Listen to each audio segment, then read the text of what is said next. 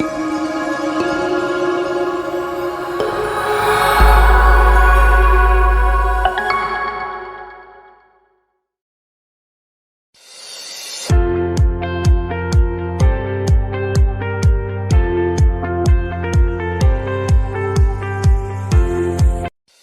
today's class, what we'll be doing in today's class is build a very simple tennis player information dashboard. When people say dashboard, they can be anything fancy to anything very simple, right? Like this is a dashboard. It shows lots of charts. Is there a sportsman? No. So this has some charts and some map, different things, right? You can see some total numbers. This one didn't load properly.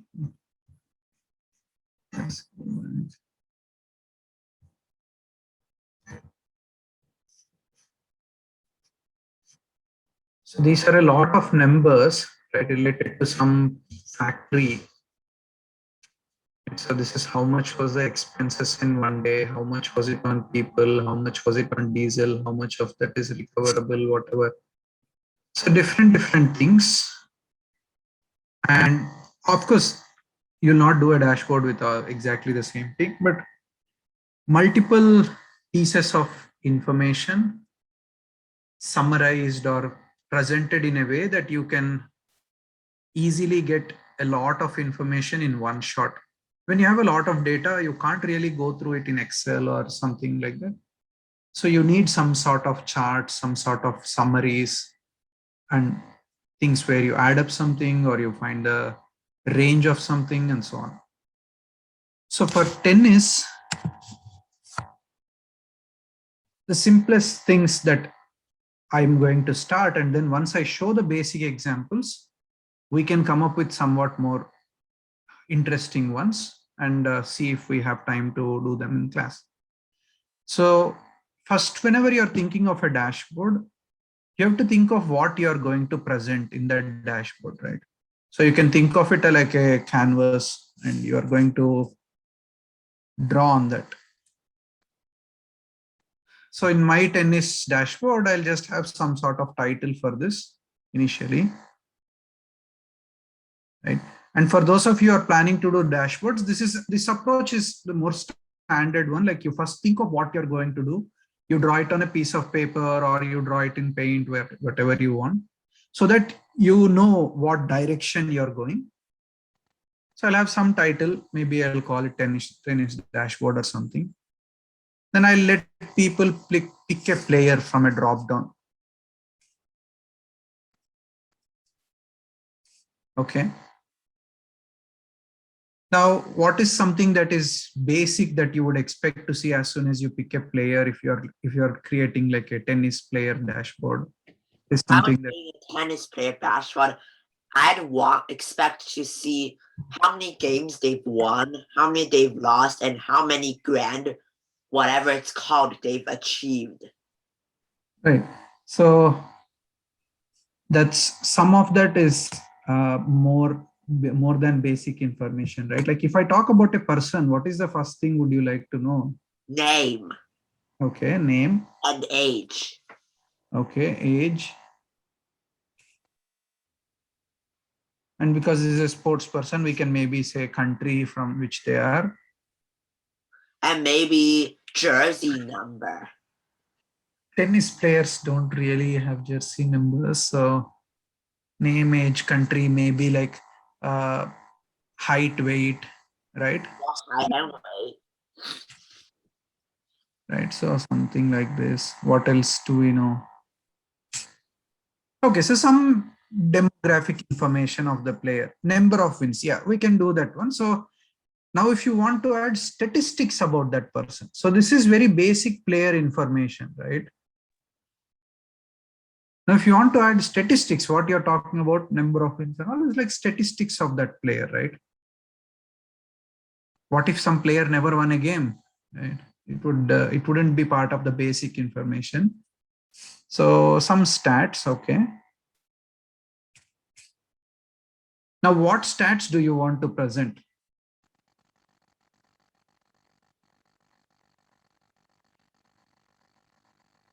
Want how many like grand slams they've won, how many tournaments they've won. Okay, so this is different numbers. So first we have to decide. So first one is total number of matches won. So right, matches, maybe we want to play, right, matches played, won, and then lost, obviously. And then maybe you want to do tournaments played, lost.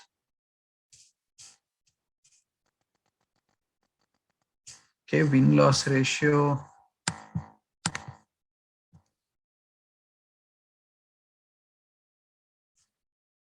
WLR for this also.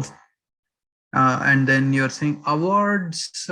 Yeah, awards. What awards are there in tennis? Usually you win. There isn't really that many awards that I can think of for which I probably have data, but let's see. Awards, I'll keep that in mind. I don't know if there are any awards. Yeah, so we want to put stats. I don't know in the data set that I have whether it is broken down by Grand Slams or not, but let's see if it has. We can do Grand Slams. Again, played, won, lost. Again, win-loss ratio. So this is very, very basic statistics about the players' winnings. Now, other than statistics, what else can you think of? Because we can keep on thinking of a lot of statistics. I want to try different kinds of things. Right? Like, other than win-loss statistics of a given player, what other information can you think of? How fast they can hit the ball. That keeps changing throughout their career, right? I mean, like what's the fastest they can hit the ball? Okay. Anything even more basic, maybe a picture. Yeah, very good picture. Right. Okay, picture. Anything else?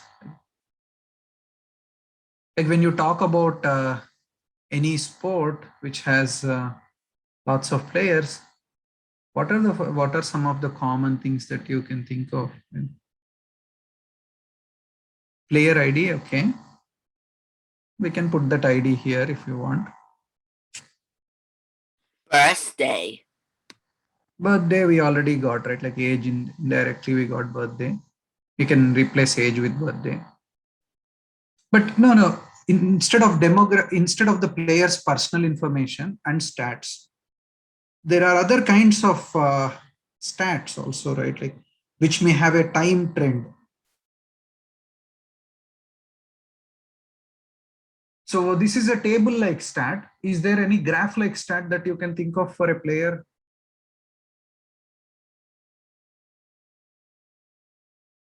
Their win-loss ratio.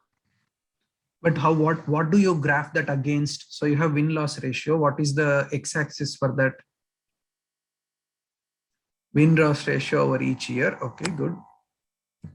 So we can think of some charts. Oops. One chart is WLR versus year. So how many matches did they win? What kind of chart would look good for this WLR versus year?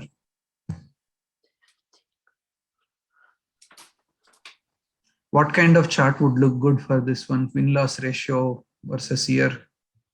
For win-loss ratio versus year, I'd probably use a bar chart. Bar chart. So I could like visualize the win-loss ratio. I think maybe a line chart would look good, right? Like if it is like this, isn't that good versus something that looks like this?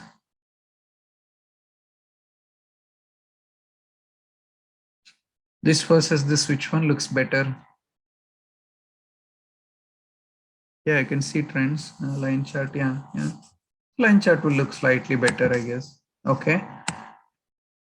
How about ranking? Like we can also plot their ranking, right? what is the career ranking.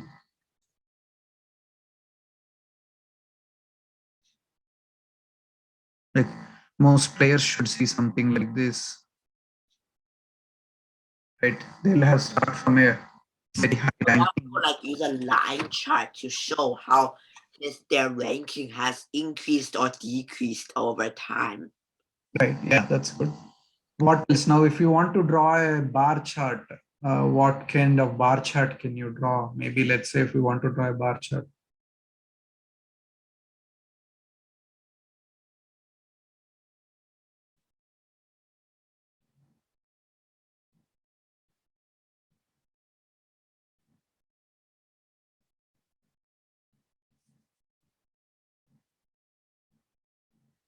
What kind of bar charts can you think of in tennis player data?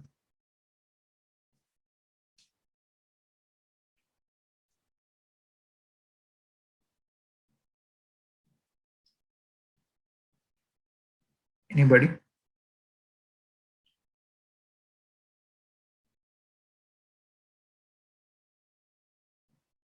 Or any other charts other than line charts? What kind of what other charts can you think of? In, you have some tennis data.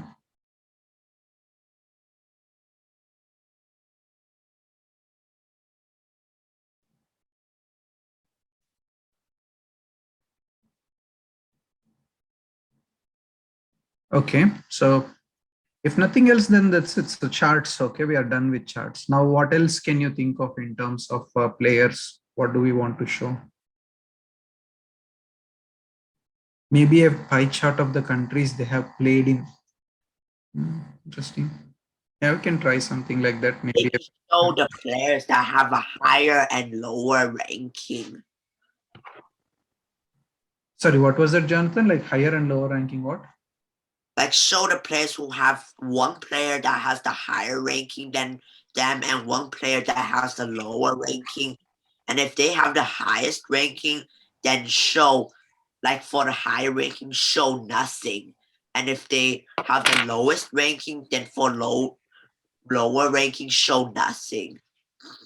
Right, but that wouldn't be like a chart, right? If you're talking about it, it would probably be something like this. One like three boxes. You would show like current player, and then you show one higher, one lower. Something like this would be there, right? Okay, that's all right. Like charts. How about maps? Can we think of any maps in this?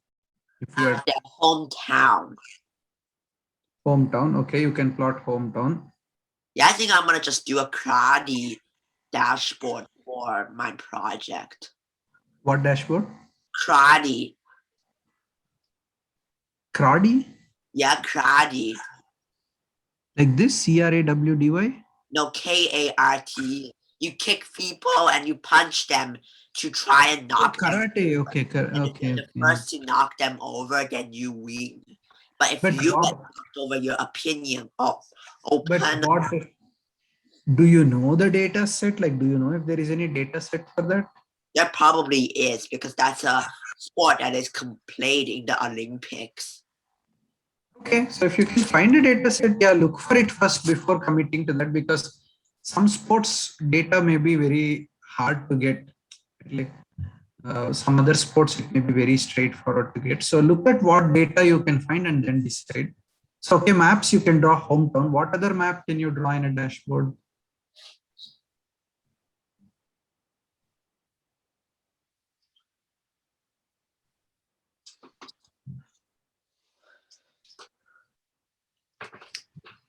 So we can draw maybe like which country or which city did they win the uh, most game or something, right?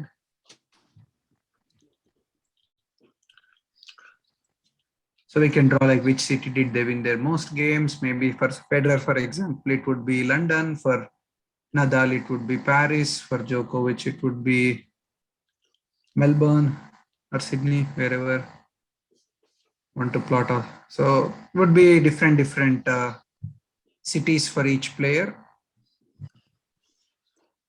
You could see like how geographically spread out their wins are. And you can also see some recent performance, right? Like recent performance, like a table. It is recent ranking or recent wins or whatever, right? So these are the different things that we can see about a player. Do the data set we choose have to be up? No, you don't have to choose about a sport. You can choose about anything. One of them, someone said they'll use COVID data, right? Somehow I gave an example about a sport. That's why 3 people, 4 people chose a sport data set. There is no reason to just choose sports data. You can choose any data. Sure, yeah, you can use that one. Yeah. Yeah, as long as the data has something that you can present, right? Like if you can create a dashboard or a nice visualization or visualizations, you can show that you were able to explore the data set. That's good enough. Okay. Cool. Yeah, sure. Anybody, whatever you guys want to do. I have no preference about what data you'll choose. Okay, cool. So we have identified a few things that we would like to do. Now let's see how to do, right? So let me create a new notebook.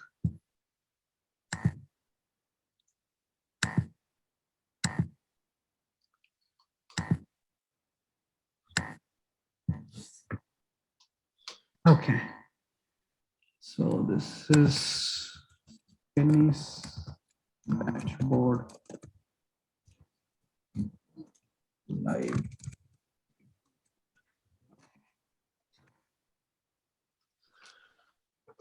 So first things first, we should get data, right? For this one.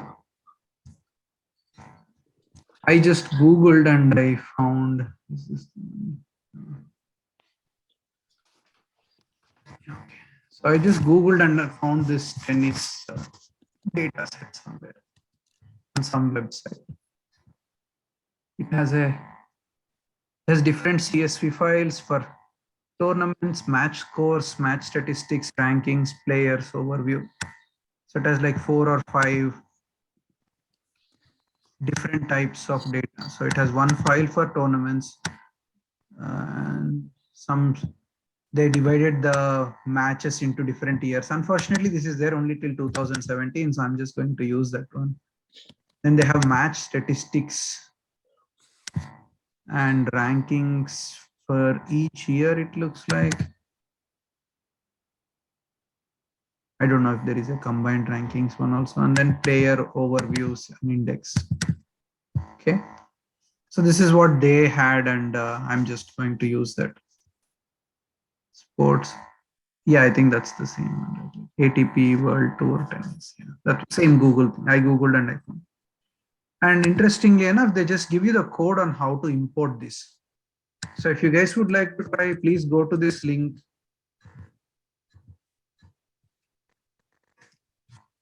You can go to this link and you can try. Already Anmol message also.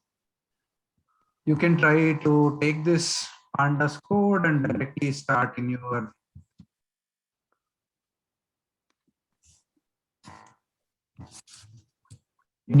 on your own machines. Okay, so I'm just going to do this.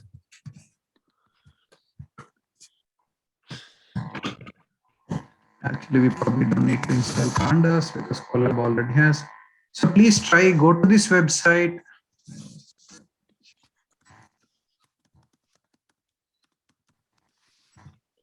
Go to this website, and if you go to the section which says Pandas, you can easily take the code from there and start.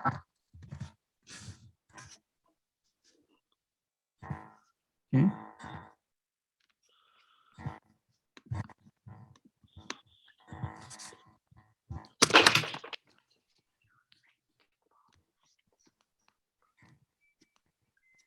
Okay. If you guys want, you can also start using my notebook.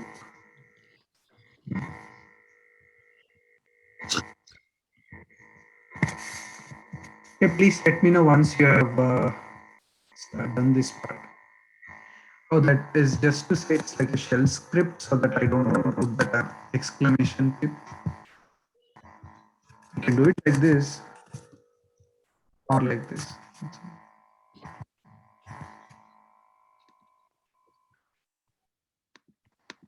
So see, this is actually very convenient because these guys have given a nice JSON file, and that JSON file lists the links to get the remaining CSV files. So this one is very convenient. Probably not really useful to do this. We can do this maybe. So I'm just going to run this one. Let's see what it prints.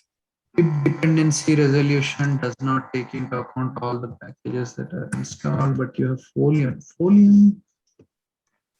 Oh, did I give you some wrong notebook or something?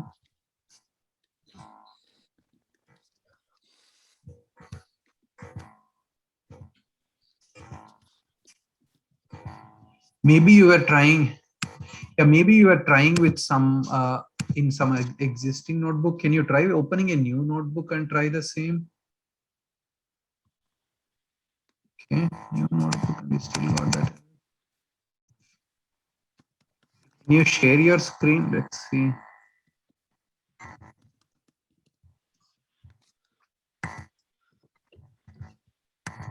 Can either of you, like Anmol or Darren, share your screen?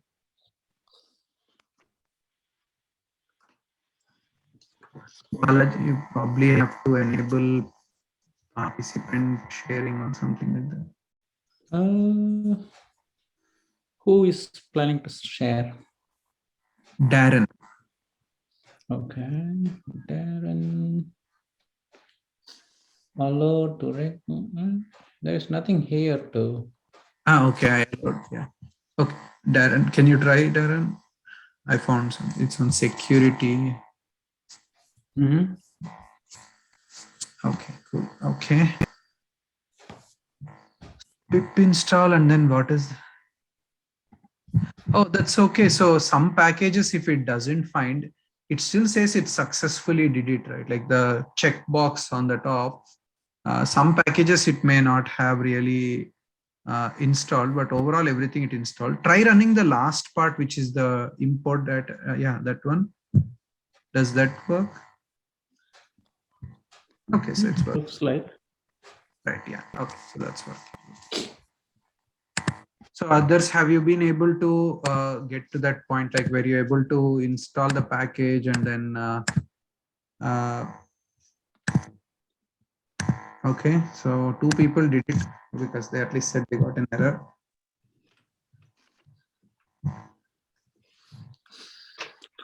Okay, 3. Please, all of you try this because without that, there is really nothing much I can continue with. Because if you can't load the data, then you can't follow what I'm doing.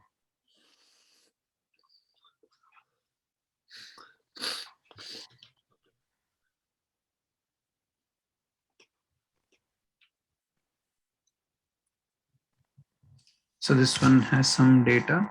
If I look at what it has really,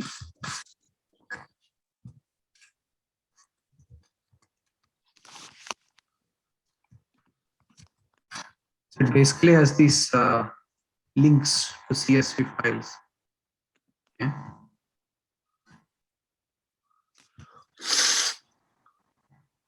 And we are just saying pd.read CSV from these links. So in our initial target, we thought we will first start with player overview, right? So we'll just get, yeah, it also says those things because you are probably printing something which has mixed types. That print, the original command that they gave, which has print of data, you don't really print a data frame usually, right? Like these guys are just trying to show some example that you can read easily like this. So now we want to just read the last data set. How do we read this? So we have this resources, which is a list. Resources is just a list. It's a list with 38 items. We want to read the item that is on the last position. How do we do that?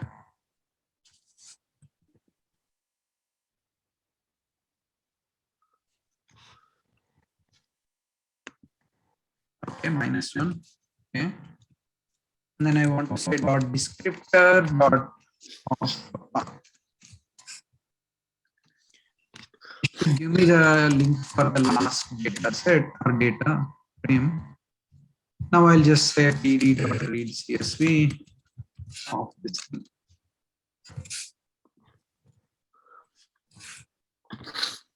This is players data, player data.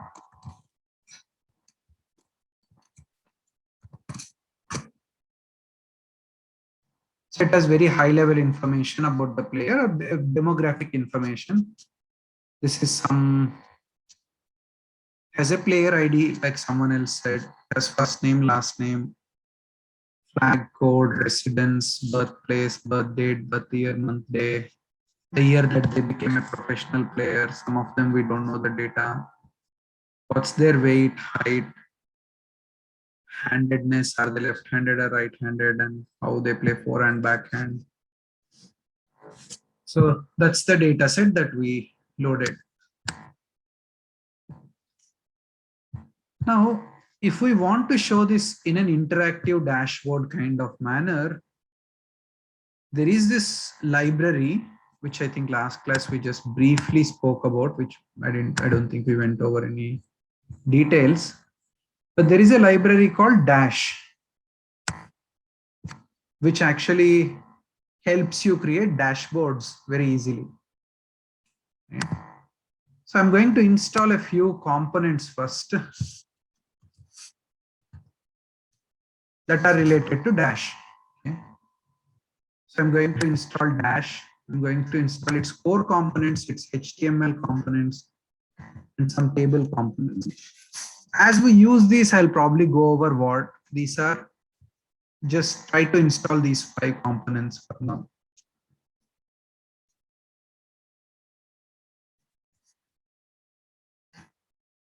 So Dash is a dashboarding library. You can use that to create dashboards. And if I don't know if you can spot, but you can use Dash along with HTML to build like web page dashboards in a very straightforward fashion, in a very quick manner. This is going to help us draw some tables. This is going to help us create the web page using Dash. This is the core components of Dash. Since it's a dashboarding library,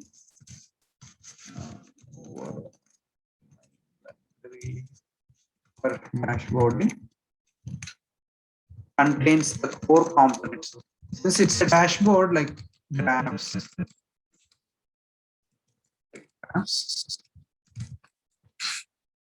this one contains components needed to build web page, web-based dashboard. Contains components needed to draw tables. Components needed to use Dash within Collab. Normally, when people use Dash, they're really building a website that they post somewhere. But because we are in Collab and we want to like run things within this Collab environment, we are using something called Jupyter Dash. Okay. If you guys have already installed, great. If not, please install these components.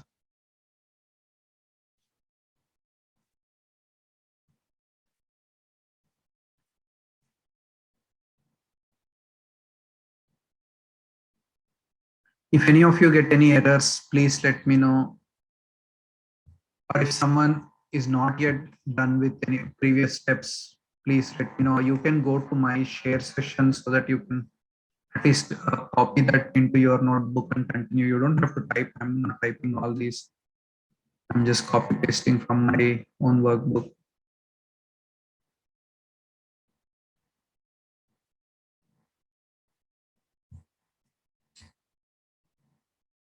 Okay, are you guys able to install these? It's taking some time for me. Yeah, it'll take a few minutes. Yeah.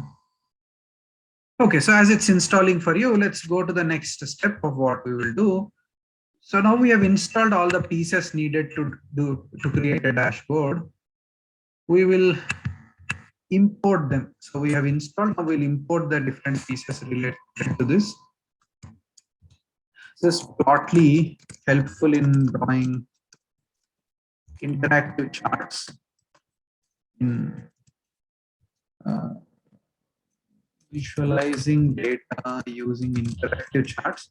I think last class we did do this with COVID data. I don't know if you remember, but towards the end of the class, we just plotted this graph, which you can interact with it, right? It's showing you the tooltips. You can draw these arrows. It zooms in, zooms out, right? So that's some interactivity with the chart. This is contains library for a module used for creating dashboards that run in Collab. This is module for the main module for dashboarding.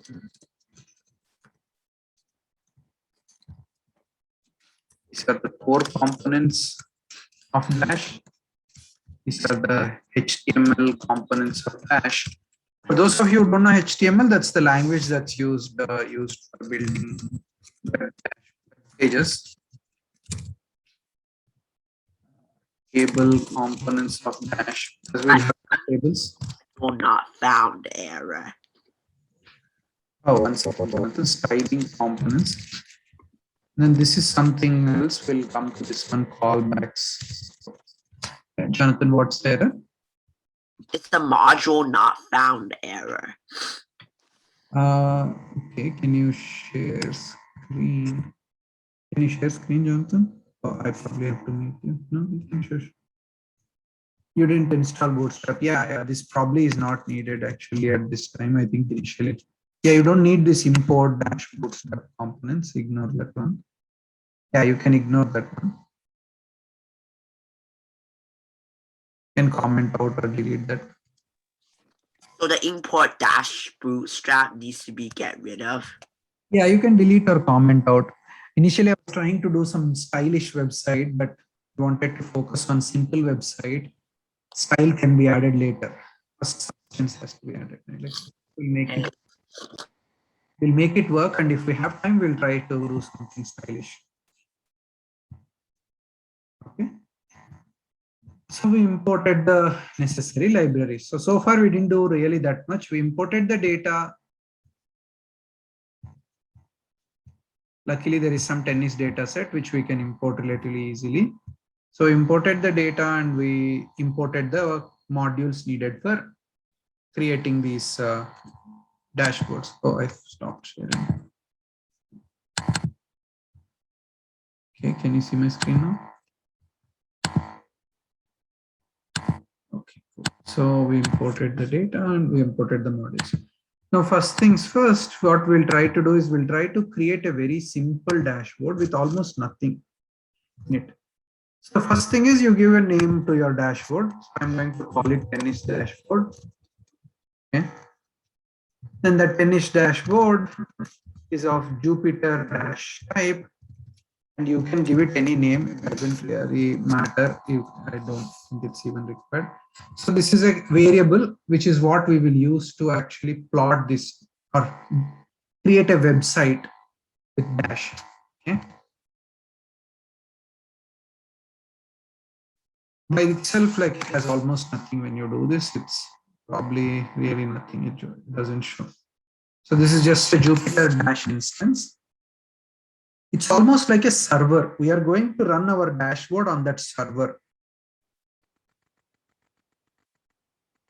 It is a class, Jonathan. It's actually like more than it's a class.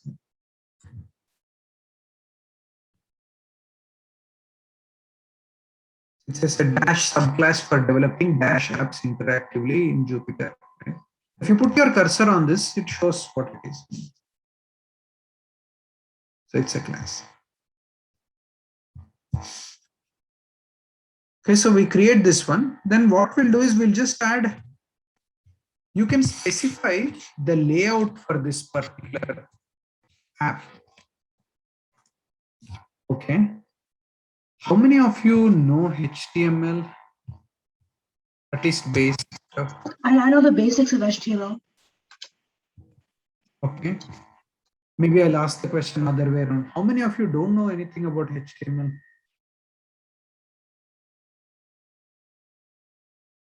Okay, 1, 2, okay. Okay, no problem. So let's do a very, very quick short detour onto HTML. Right, yeah, HTML is used to create websites, yes, correct. So HTML is hypertext markup language. Basically, you can create a HTML document like this. If you have something, when a web browser looks at this with this as the content or the document that the web browser is going to look at, when you give this as a document to a web browser, it knows how to render that page, or you can think of it as how to paint that page, right? We're going to give instructions in this. Because it's a very quick tour, I'm not going to talk about everything in HTML. Very, very quick things that we will use. There are some elements called headings in HTML. You can have, it starts with the letter H and has a number. Depending on the number, the size of the text displayed changes, right? So you can have a H1, which is the biggest one. It's a heading of the biggest size. H2 will be slightly smaller. H3, 4, 5, 6 will be smaller and smaller. Right, yeah. So that's header. Then we have labels. You can have labels. You can have input boxes. I'm assuming you know what a label is, right?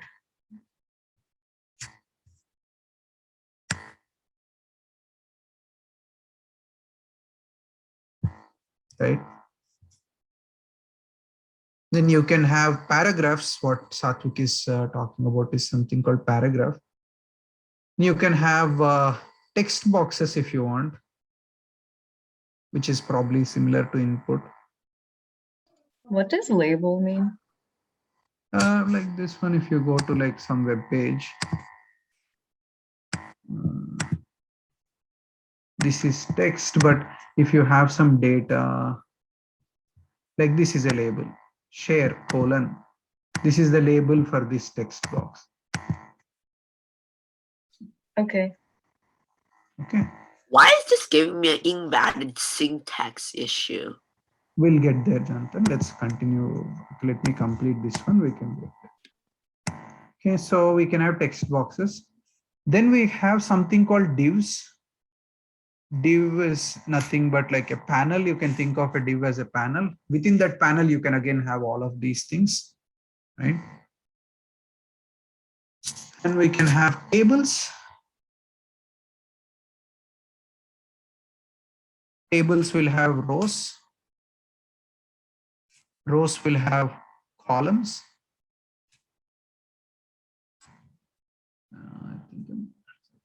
These are very basic HTML tags. Whatever I wrote on the screen are tags basically.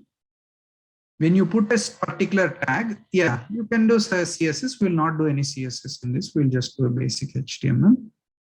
So if you put a tag, that tag tells the browser how to paint that kind of text or that kind of input, how to render that input. It doesn't tell it how to paint. Render is probably the right word. So if I put a H1 tag, it knows how to render. So what we'll do now is we'll just put a basic H1 tag. So this is the layout of this web server. You can think of this tennis dashboard as being your website. We are going to give it its layout right now. Okay. TR is table row, TD is table column. So we'll say HTML.div. Right? So let me just copy so that I don't. So we want to add a div component. A div component is like a box or a panel, right? So we're going to add a div. Within that div, we want to put a few elements. So I'll create a list, and these are the elements that are within the div. Okay, so I'm adding a box and I'm going to add some elements inside that box. Does that make sense? Okay. If anyone is not able to follow, please let me know. Please don't feel shy, because otherwise I won't know what you're following. And now I'm adding a heading to this thing. Right? So there is nothing data science about this one. This is just like a basic web page. Then I'm going to say dashboard.run server of mode equal to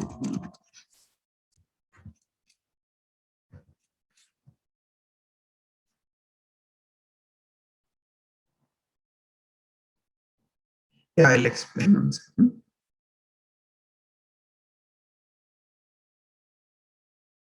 Okay. So all it did is it now created a small web page. This is a web page. It took initially, it's the first time it's running that server, so it probably took some time. But all I did is I created a very quick web page with just one heading. You can put more than one heading. Let's say we put one H5 heading.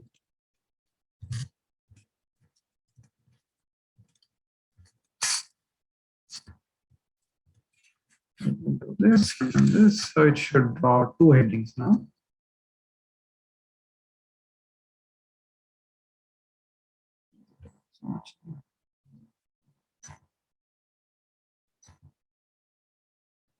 Okay, so can you see it's like two headings, right? This is also bold like a heading. This is another heading. At least I'm getting errors again. Okay, Jonathan, feel free to share your screen. Okay, error. And Satvik, so mode I'll answer and still not done. Okay, so html.div is capital D, Jonathan. And that __ 10 is, so first of all, you can. What about this? Right. So you can give __ main, but the quotation has to be outside. Right? No. Delete that extra underscore. You added an extra underscore. You can put the quotation. You can remove the underscore completely and just give tennis as the name. Okay. Okay, that fixed it. Let's try this. Okay, so now we need to make it a web page. Right. So you can say tennis dashboard.run server. How do you install Jupyter Dash? Yeah. .run _ server. Okay. Yeah. So and it has a parameter, Jonathan, of What next? input and start opening parenthesis. We need to pass some inputs. Yeah, mode equal to. So what is mode? I'll describe what is mode. Internal as a inline as a string. No, inline, INLINE as a string. So put quotes around that inline. So that inline should be a string. Yeah. Okay, run this one. Nothing. Yeah, 1 second. Can you, yeah, it'll take. Oh, there you go. It's giving me a lovely web page. Yay, there we go. Okay, so you started. Okay, so now let me start sharing. Can you stop sharing, Jonathan? I'll start sharing then. Okay. Okay, so there are three modes. You can change this mode to inline versus external. Inline means the web page is actually being rendered here. As soon as I type that command, I get the web page here itself, inside the Collab notebook itself. But instead of inline, if I say external, it gives me this link, and when I click this link, it takes me to a new website. Right. So normally, this is what people would do. They would probably create a website, right? You wouldn't create a notebook, you created a notebook, you don't have to call it a dashboard, right? It's a notebook. So this is what you would do. So it now created a web page, which you can click and go. So try with external mode and see. I don't remember what is the third mode. Dash.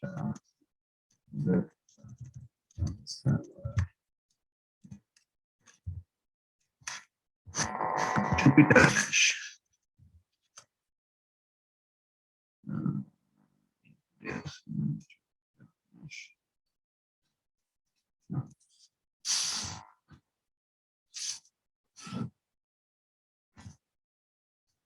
Maybe there is some. There are 3 modes.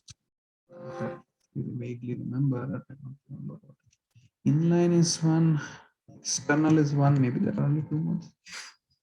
External, inline. Maybe there seems to be third one, Jupyter Lab. I don't know. Oh, that may not actually. Okay, only two arguments, inline or external. So we'll stick to inline because we don't want to keep going to another web page each time. So we'll just stick to inline for now. So hopefully you guys are able to build your own website starting point, right? Okay. Now, what was the first thing we wanted to do? We wanted to plot, or we wanted to have some players information, right? So first, let's assume we are going to do a static player assumption. So heading would be Roger Federer. Roger Federer's dashboard. It's giving me invalid syntax. Then let's look at it. Try sharing.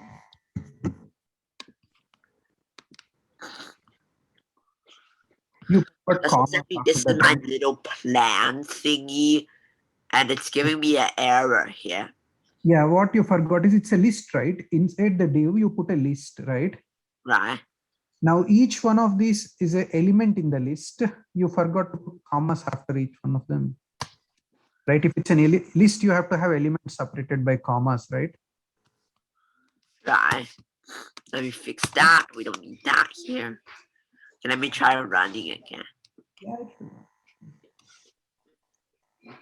Yeah, headings would not be the right thing to do for these. Maybe something else is the right thing to do, but Okay, there we go. okay, cool. So you stop sharing, I'll start sharing. Heading is probably not really the way that normally we would do, but you can do any way you want. It doesn't really matter. Okay, so we'll say Roger Federer's dashboard. So that means first I have to get Roger Federer's data, right? So in this player data, I have to spot where Federer is. So let's go take a detour and find out where Federer is. Maybe player data of first name.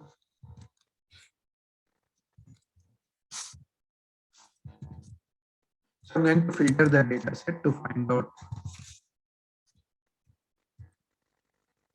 Hopefully there is only one Roger, but that wouldn't be the case. There are lots of Rogers.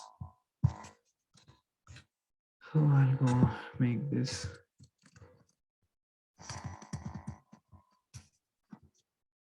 Oops. Last name.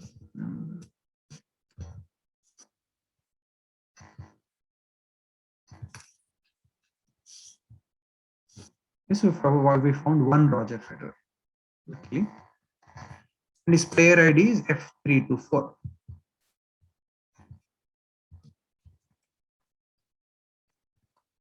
Okay, so I'm going to just stick to this data initially. Okay, fine. So we want to plot Roger Federer's info, or we want to show some basic information about Roger Federer. So you can do something like what Jonathan is doing. You can try any header, doesn't matter. Maybe you try H5. You can say name. Then you can add H5 dot label, HTML dot label, and you can put the name of the player. So that would be player data. Actually, let's filter out Federer's data. Let's get Federer's data first.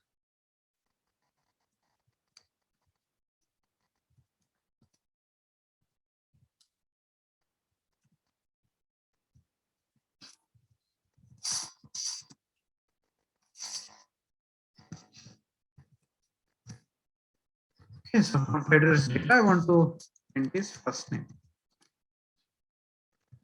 and his last name.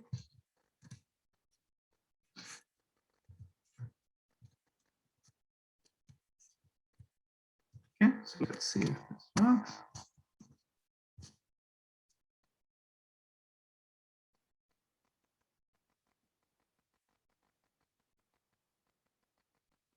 Not sure why it's taking this much time. It was much faster when I was doing it.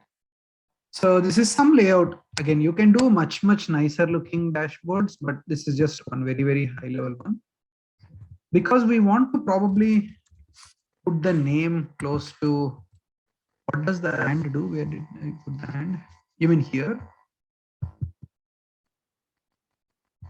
And is and basically, right? Like, so I want some player whose name is Roger, first name is Roger and last name is Federer. So it's like and operation.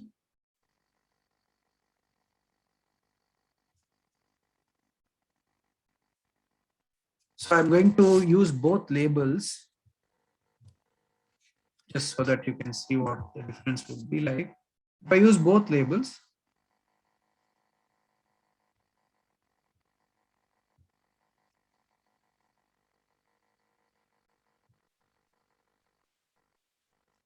it's printed on the same line kind of. So this is nicer than the other one, at least for me. If you guys want to do it other way, you can do it other way. Okay, does this make sense? We didn't do anything yet, anything interesting yet, very basic stuff. We are printing Roger Federer's name, right? It's giving me many issues now. Okay, let's look at Jonathan's screen again. Others try to figure out, because this is one of the easiest ways to learn, is to look at others' mistakes and learn. Saying FEDE is not defined.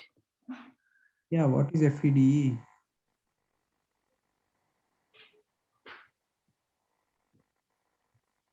What is FEDE, Jonathan? It's here as well. This. Yeah, it probably doesn't refresh as fast as you're doing. Try refreshing.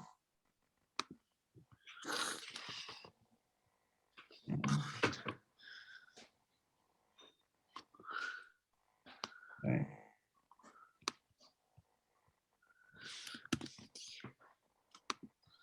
Okay, let's try this now.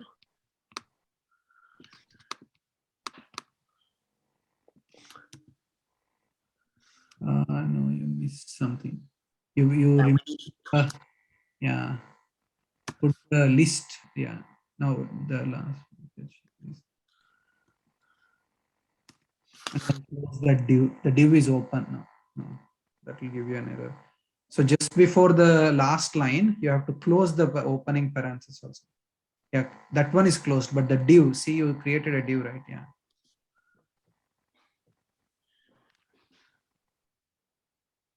Okay, now feel free to type whatever other information you want about Federer, right? Like you can discuss the information.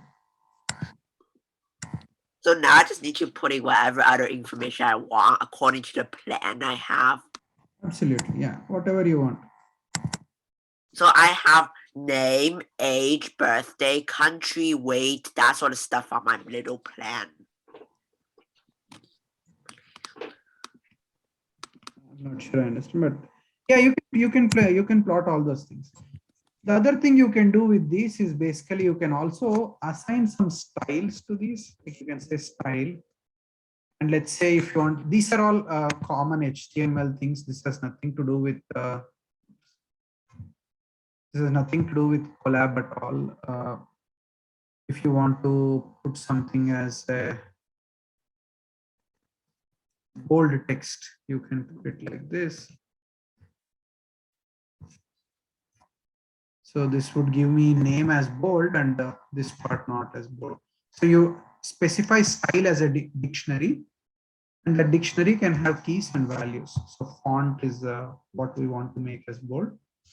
So this one will give me the label name as bold and the header's data as not bold. Okay, so all of you have been able to create your own websites. Is anyone having trouble?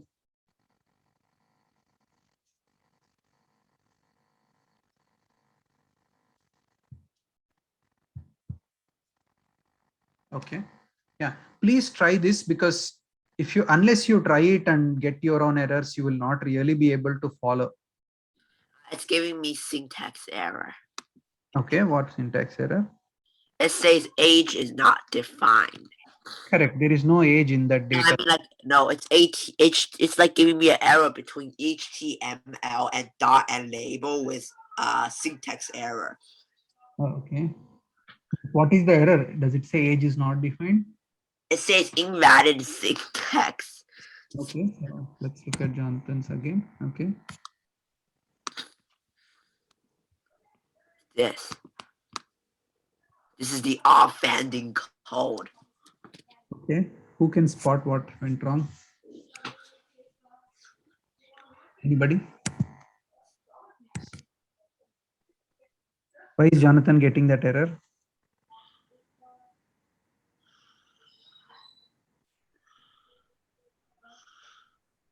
Anmol, Satvik, Darren.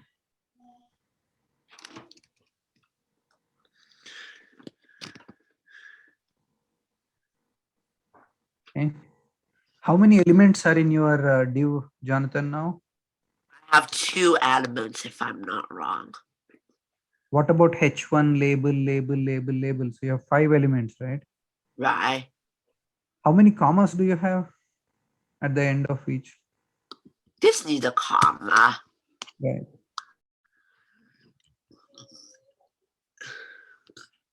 Why is now this is giving me the issues? Correct. So is there a column called, is there a element called age in the Federer's data? It's date of birth, but there is no age. So if you want to calculate, you have to calculate the age, right? I'm gonna just ditch birthday. Okay. Age then. Yeah, you can put age and go with birthday. Okay. Okay, you can stop sharing, I'll share. Okay. Is anyone having issues with getting to this part? Like, are you all able to run your own web page and start?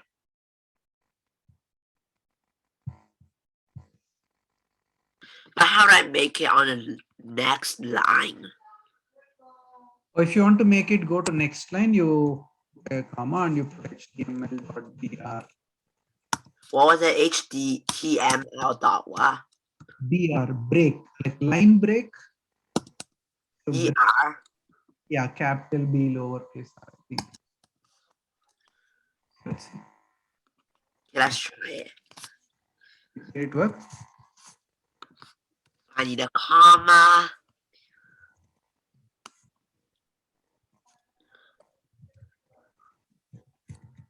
Error loading layout. Okay, so missed something.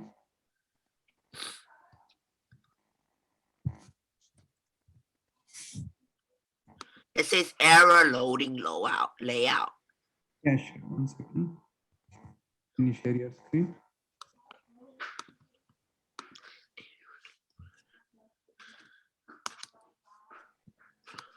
Okay, BR also has to have a parenthesis after that, Jonathan. HTML.br. Each one of them is a function. Okay. No, not around it. After it. Each of these is a function, like H1 is a function. Label. No, you don't need any input. Just BR with the parenthesis. Yeah.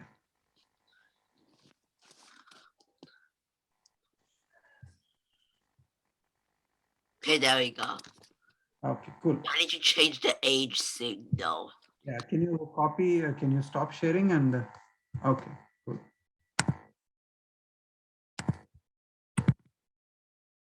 Okay, so basic data, basic web page. Okay, Medha, you can share. Medha, can you share now?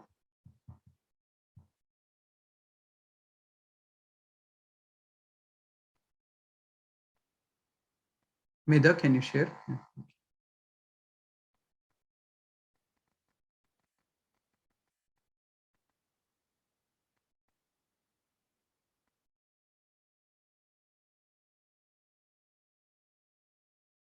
Yeah, same thing. You forgot a comma on line 8. Line 8, end of line 8.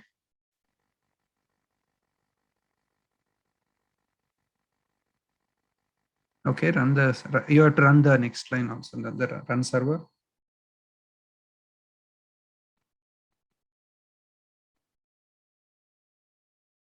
Okay, cool. Oh, you put last name still, you should delete the last name. After the birth date, yeah, delete that last name part.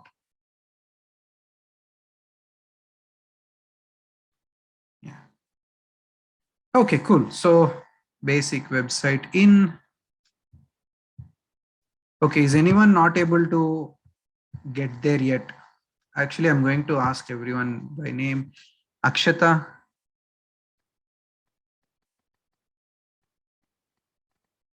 Okay, so Akshata in the class.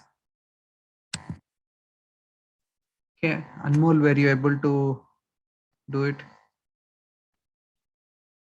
Okay, Ayush. Ayush, are you able to create a web page or the basic one, whatever? Okay. Darren. I know Jonathan and Medha did. Sanjukta. Okay. Satvik.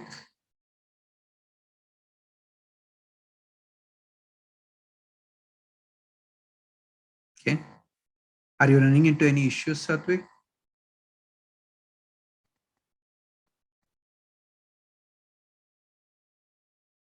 Okay. Tanishka. Okay. Tanvi. Okay, cool. So Satvik, do you want to share or can you? I'll share this link. Maybe you can just. I'm working on it right now. It's working out. It's just I was able to display the H1, but I have to code everything else now. I'm just not finished. I'm not running into any problems. Okay, can you share screen? Let's see, like as you do, we can all see maybe that way.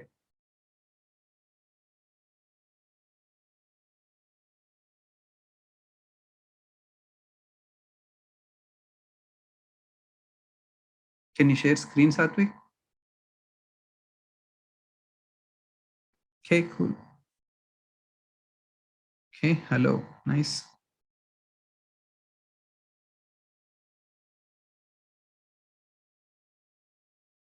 Oh, you are using PyCharm or something like that. Yeah. Okay. So a lot better. So if you use PyCharm, maybe you should give mode as external rather than internal. I don't know. I haven't tried on PyCharm. Okay. So when you say run server on the last line, try with mode equal to external. Okay. Okay, cool. So Satvik also got it. Let's see. Okay, now is it really a dashboard if it is fixed for Roger Federer? Can we even call this a dashboard if all it does is show Roger Federer's info? No. Yeah. So how do we make it a dashboard really? You would have to almost choose a player or type some player or search for. No, that part we'll add. Like we'll add images. Okay, actually let's add image. Let's see if we can add image. So let's go add an image for Federer. So if you want to add an image, you can simply say html.img and then you give the source of the image and that's it. So let's find a good Roger Federer image.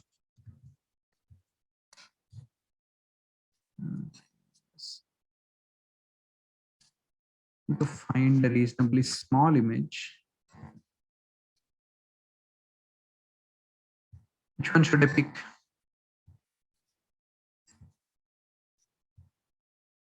Oh, okay, no problem. I'll give the column link.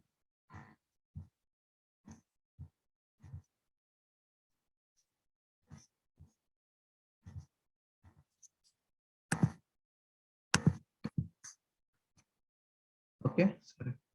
Hopefully you're able to follow. Okay, let's sorry.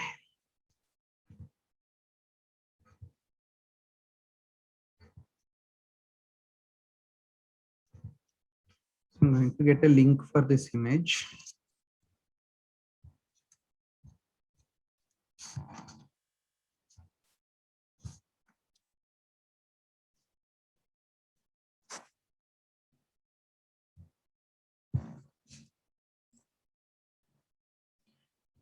No, if you're doing this for real life, yeah, you probably would want to download it.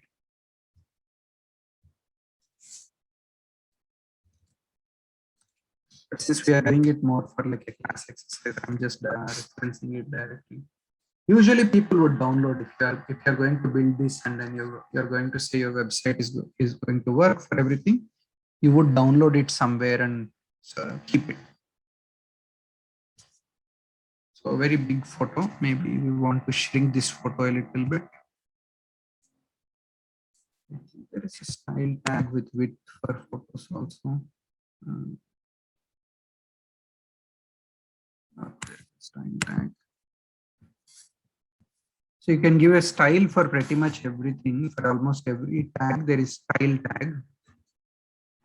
So I'll give width as 50%, height as 50%. Let's see what happens.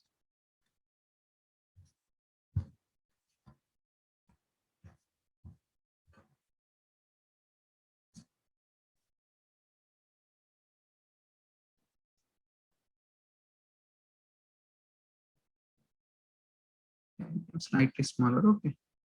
Yeah, we can do trial and error and figure out what's the right size to set. I don't know what's the right size to set for this image. But you can either set percentage or I think you can set number of pixels. So pixel.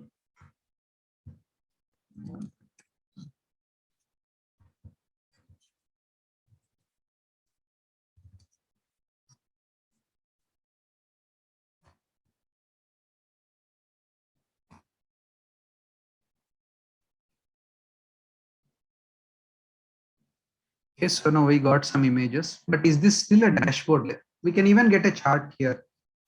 Does that make it a dashboard immediately? Looks very bad, but okay. That is small enough.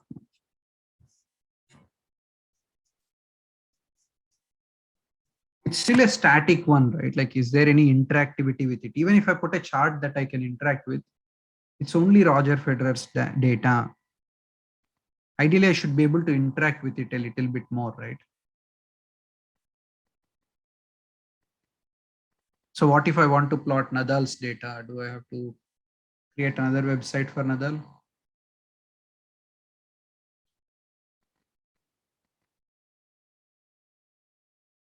So what would we do now? What can we do if, let's say, we want to go away from this static one to a dynamic one where I should be able to, let's say, choose a player or type a player's name, or let's say choose a player so that we don't have to worry about spelling mistakes or anything. What can we do? Maybe a drop down. Okay, nice, very nice. So we can add a drop down, right? So that we can get the list of all the players. Okay. So I will now get rid of all of this. Actually, let me keep that and then start again.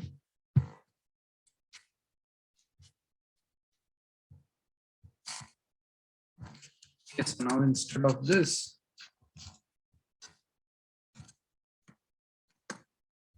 I'm going to say tennis dashboard. And since I don't know who the player immediately is, I'm going to delete that.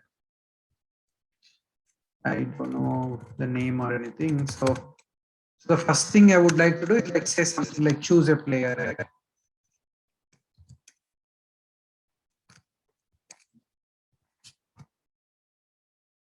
And then I need to add a drop down, right?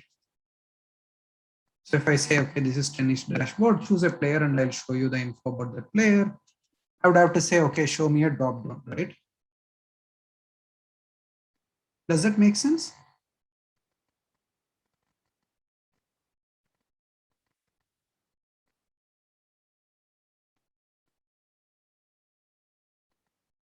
Any questions? Are you able to follow?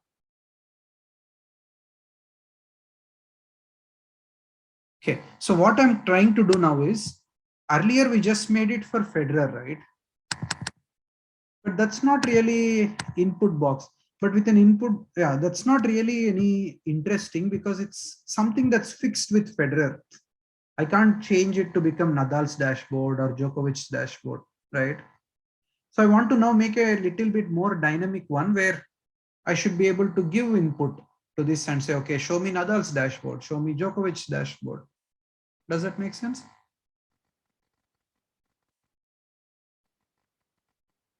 Okay, cool. So Satvik, the challenge with input is spelling mistakes, right? Like what if I put a box and then ask them to put something?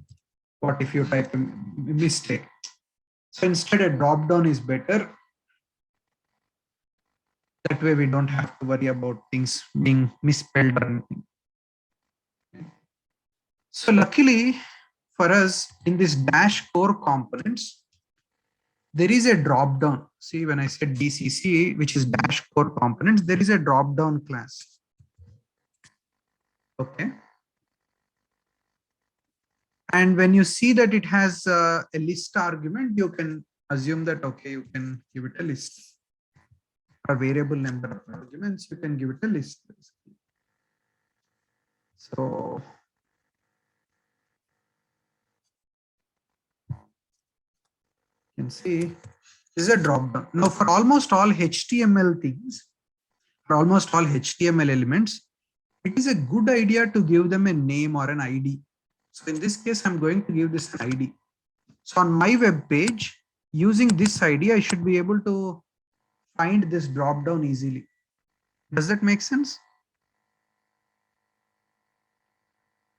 So the reason I'm doing this is because I want to keep referring to this drop down later in the code. Okay. So I'm going to give it an ID which says something like player drop down. Okay. Now, what else do you think I should pass to this one? So if you need a drop down, what should you give it to a drop down? First of all, do you guys know what a drop down is?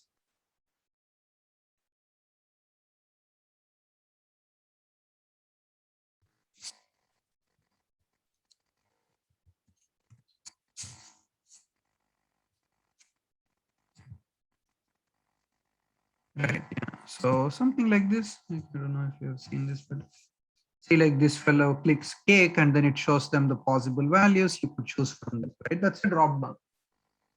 So I gave it a label and I gave it an ID. Now what should I give this thing?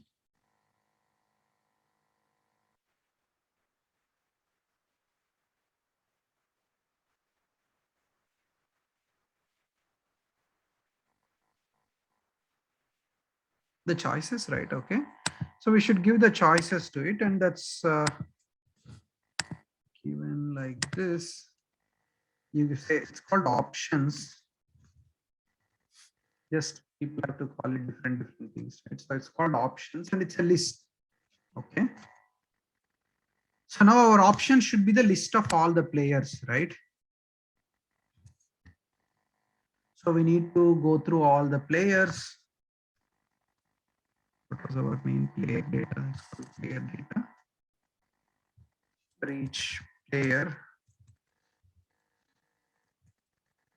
in our player data title rows.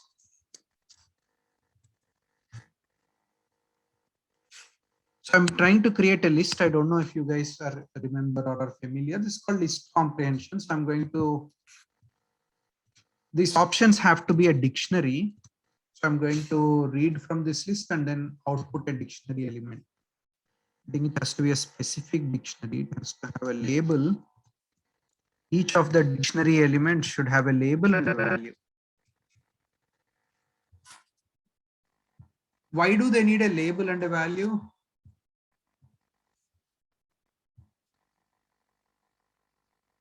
If I'm saying, hey, I have a drop down. At the end of this, I really would like to get a player ID, right?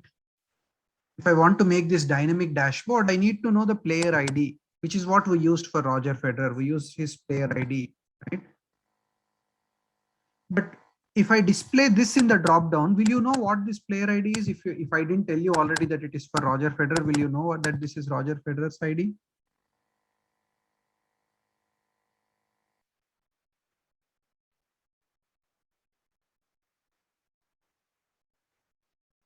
Not really. Okay. So that's why we are going to show, when we show to the user, we are going to show the name. Once they choose that name, we are going to say they chose this value. Does that make sense? So user sees the name. When they choose that, the program reads the ID corresponding to that name. So I'm just going to copy paste because there's nothing here.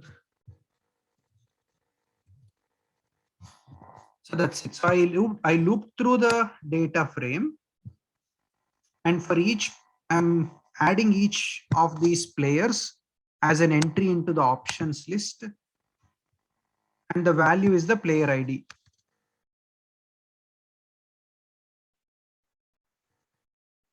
Now I added this. I'm going to set a default value. The default value for this is F234. So Roger Federer default 324. So this is the default value. So now let's see how this looks. If I just do this dashboard.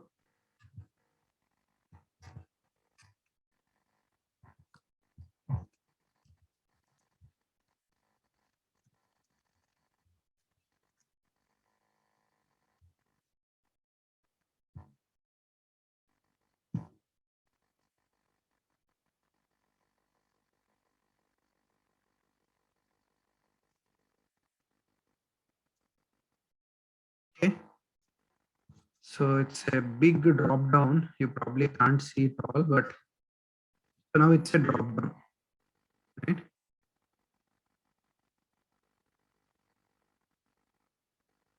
So I chose Roger Federer initially. I can choose somebody else. I should be able to type also in this. As I'm typing, it should show me what values are there. So it's a good drop down, right? But it looks a little too big. So I'm going to set its style to be a little small. So I'm going to make this whole thing a div so that we can nicely. Didn't really change anything significant. Just put this drop down within a div. That's all. You can think of div as like a frame, a photo frame, like this whole layout is like a wall, and on that wall I'll keep putting different photo frames. So now this became slightly shorter, right? So because I said it should be 250 pixels. So now the most important idea of all in this whole thing, how to know which value is chosen here, right? Once somebody chooses a value here, I should change my dashboard, right? Oh yeah, sure. You can give whatever you want as the default, right? You can even not give a default. So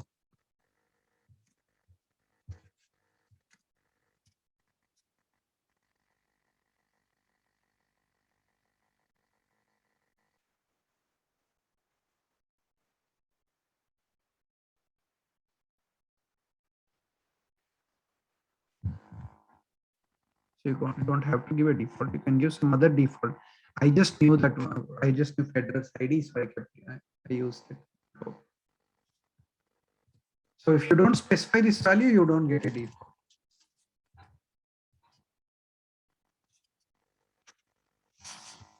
So I'm giving an ID, I'm giving the options.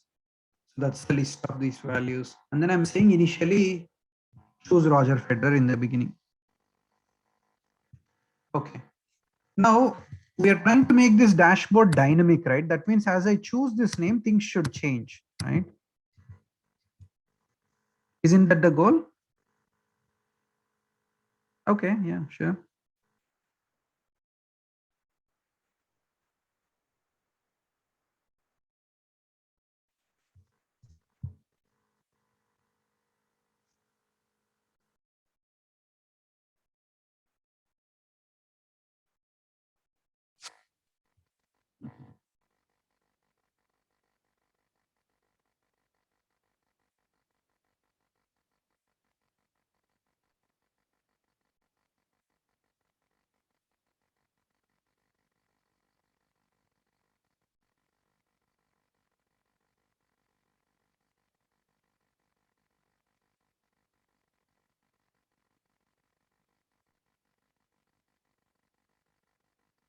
Do you guys have any questions, or are you just trying to code this to see on your screens?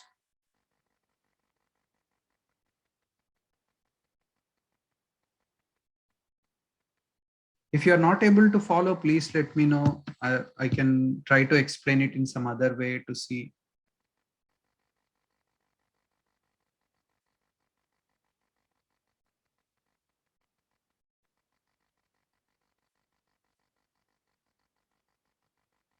Sure, yeah. Yeah, if you're finding it difficult to type code and follow, it's probably best just to keep copying from my link, right? Open my link and copy, because there is not much fun in typing this. You will anyways type it as part of your project.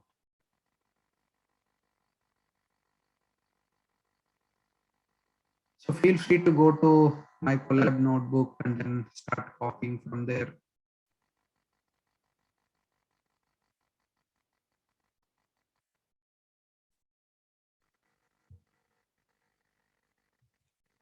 Okay, so now we did this part.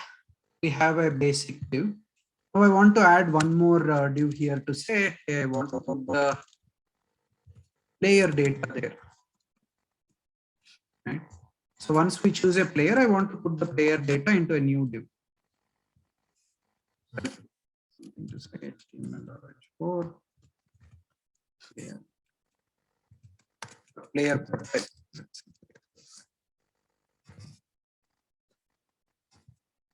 Right. So my goal is, once someone chooses a player, I should display the player's profile inside of this frame. Does that make sense? That's my goal.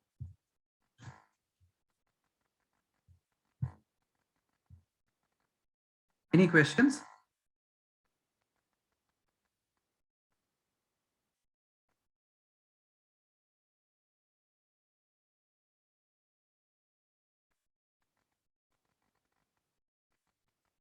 You mean like the size? Yeah, sure. You can edit. You can, instead of H1, you can try up to H6. Don't worry about the styling part. There is way too many things. You can just Google about the styling, and there is a lot of it. And I'm not even trying to make it stylish. I'm just trying to show you how to make it interactive. So don't worry about the style for a bit. So now how to make this interactive? So I added this. I went and ran this.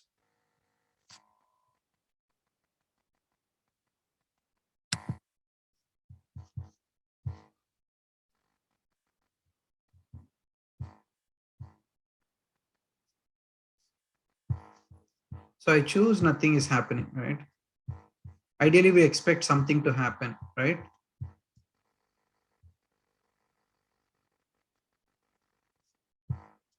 So when you change a value on the screen, if you want some section of the screen to react to that, you have to code something called a callback method.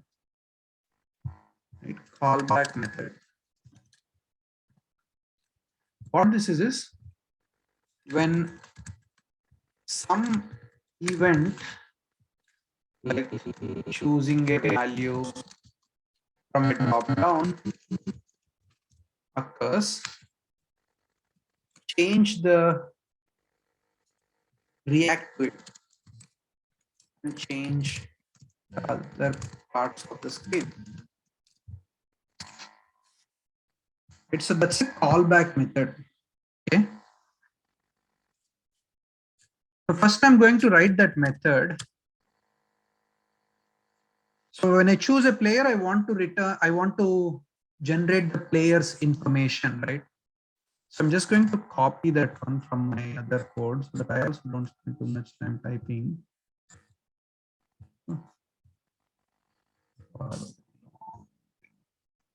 Okay, so I'm going to copy this.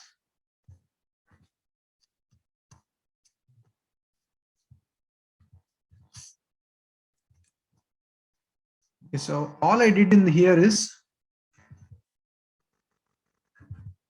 this input value is the value of the player chosen. I'm going to find the player from the player data. And then I have a div for player info that has player profile. I'm going to remove this one because I already added that. About it, I already added player profile here. So I'm going to show the name in bold font. And then I'm going to add a table which has the country of the player, the residence, birth date, when did they turn pro, weight, height, and so on. Player profile. It will take time. You have to wait a little bit. As soon as I edit, it won't necessarily refresh. You may have to refresh sometimes, or it will just take a little bit time. Okay, so now I defined this function, right? Now I have to connect somehow that, okay, when this drop down, when a value changes in this drop down, call this function and then update this div, right? Does this make sense? This is a very complex interaction, or not a complex interaction, but it's a interaction between something, right? So I have a drop down here. When the value here changes, I'm supposed to call a function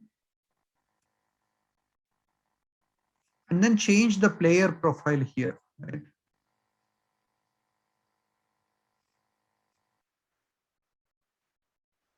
Right, so when the player here changes, I call a function and then change the player profile section of the screen. Because we are trying to call something when a value is changed and then we are returning a section of the screen, it's called callback. And you have there is a very specific syntax to add that. So you have to say something like finish dashboard dot callback. Right. So this is called a decorator for those of you who know. If you don't know, it just doesn't matter really. It's just adding extra functionality, right? What this decorator does is it tries to let us map some output and input. Okay. So when should we update the player profile? When are we supposed to update the player profile?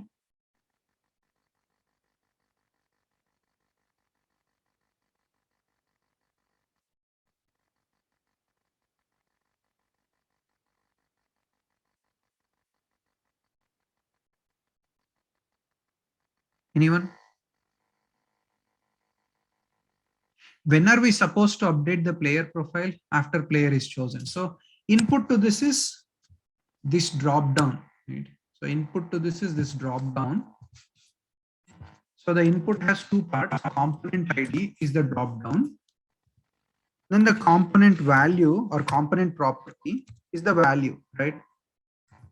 So when I choose something, I am in a drop down, I am changing the value of the drop down. So this is the input to this function, right?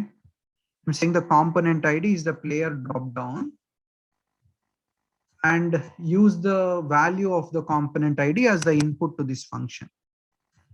Then what's the output? Output should be this div, right? I should output whatever goes into this div. The component ID for the output is player profile. And then the component property is all the children of that player profile. It's a frame, I can have anything within that frame. So this is callback, right? You first write a function. That function returns you the information you want for a given player. In my case, I'm returning a label and a table. My table has some stuff. You can look at what this table has later. You can easily Google this and find out that I drew a table.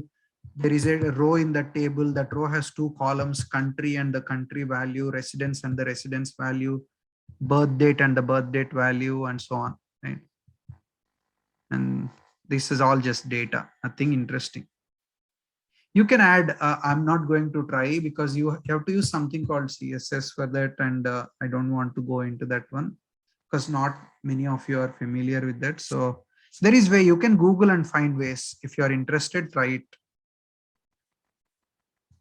So what I did so far is created a dashboard with just the players information.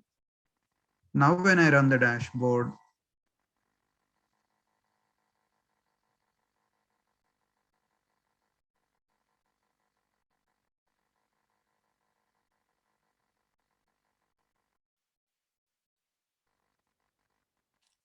so see, it's showing Roger Federer's information. If I change it to somebody else, it's showing their information, right? Hey, there is an Indian player. Fazaluddin Saeed.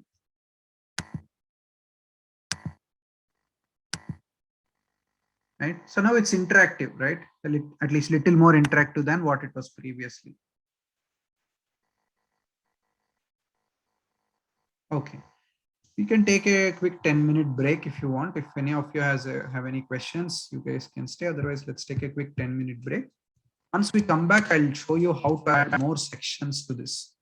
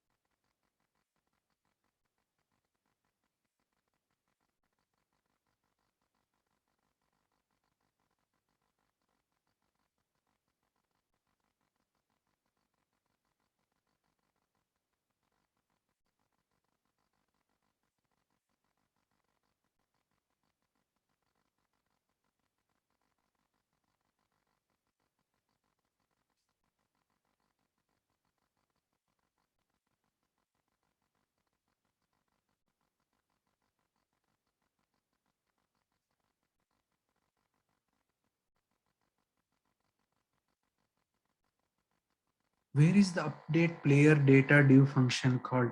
Very good question. So it is automatically called. That's why I added this callback, right? So when I add this callback, what happens is whenever the player ID drop down value changes, this function is automatically called. And then the output of this thing is taken and player profile of section of the web page is updated. Right? So it all happens implicitly. You don't have to explicitly call this function. You don't have to directly call it anywhere. When this changes, this changes. That's what we are saying really. I mean, you're used to this already, right? Like for example, you go to any, I don't know, do you use, are there some websites that you go to very frequently?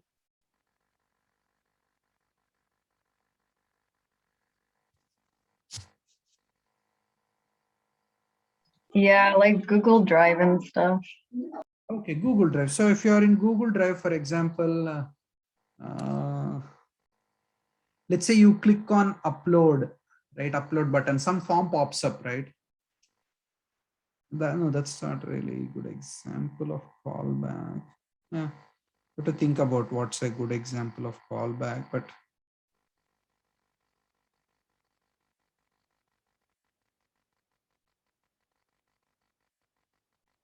I don't get how it automatically calls it. Like if you say like dot callback, will it just like call whatever function that comes after it or something?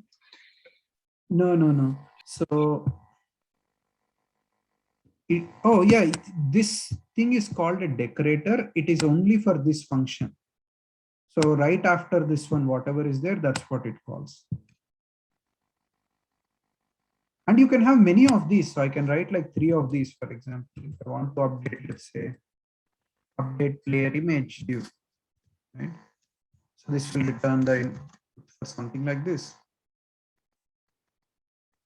So this just calls this particular callback, just calls this function. Okay.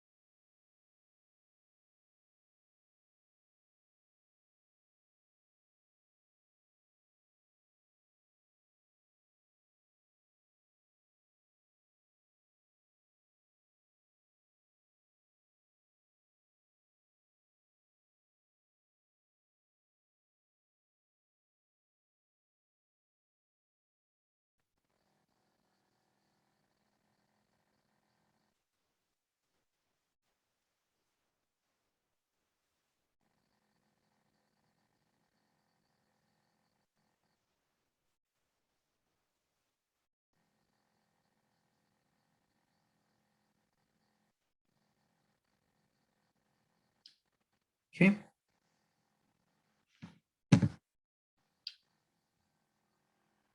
Interest of time, I'll actually just go over it. Are you guys back? Like, Okay. Just one. Okay. Two. Okay. Three. Good enough.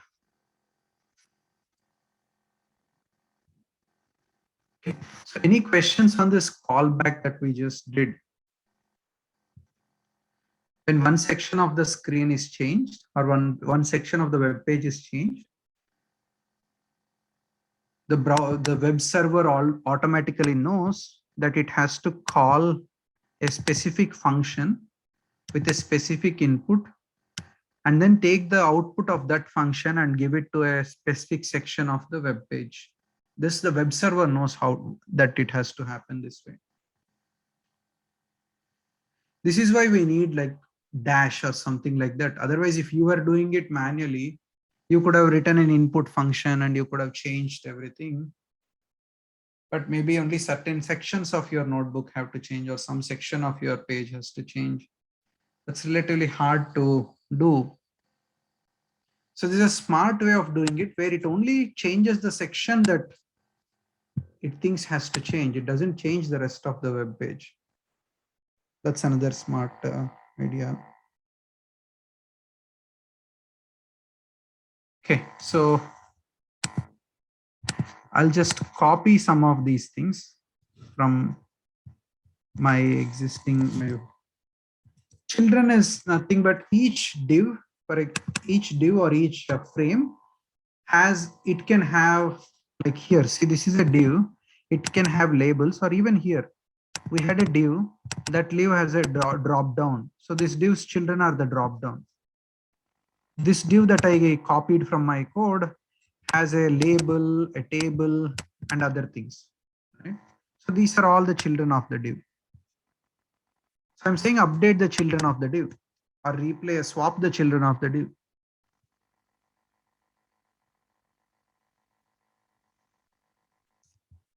Okay. So I have this. Now I'm going to copy a little bit of the code from. So in my thing, I had 4 sections to my overall page. So there was the player image, then player profile, ranking data, and ranking graph. So let's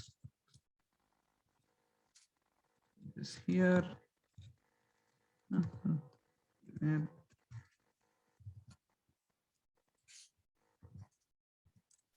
We will replace these with something interesting later on. I'm just going to show you different things we can display. So I'm going to display one image, some text, a table, and a graph. Okay. So I'm going to display 4 different things, which I think will help you come up with more a decent amount of dashboard variation. You can do a lot of other fancy things. This is by no means an exclusive thing, right? So I'm setting up a div here for player image. I didn't add anything into this, right? This has no children like here, right? Do you see the difference between this div versus this div? All I did is I'm saying, okay, there is a div. That means there is a frame on my wall. It is empty. I'm just setting up a few frames like that, right? And I'm saying here in this frame, there is a graph in the frame, but I didn't tell it what to plot inside that graph, right? So I have 4 frames which are empty. Is this clear? If you have any questions, please feel free to ask. Otherwise, I'll just keep going.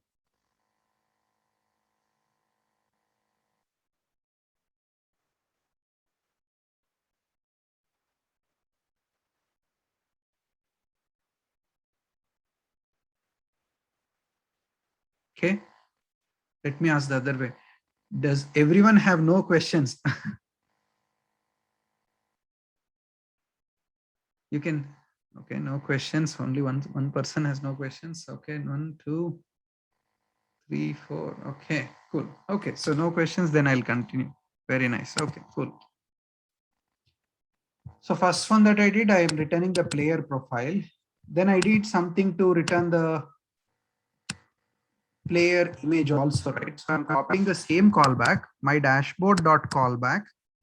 Now I'm trying to update just the player image, right? When the player drop-downs value changes, I want to update the player image. So again, I'm going to create some div, some function to say update player image div. Input value is whatever is the player ID. And because I didn't want to spend too much time, I only update it if it is Federer. I'm only going to update this div if it is Federer is the input value. Otherwise, I'm just going to draw a blank diagram. Okay, does this make sense? So write a function, and then within that function, this behaves like a regular function. The only thing interesting is when this function gets called. You don't explicitly call it, it gets called when this value changes. That's the only interesting thing here. Now I need two more callbacks, one's for ranking data and one for ranking graph. So I'll copy my ranking data callback. This is a little interesting, so we'll go over it a little bit.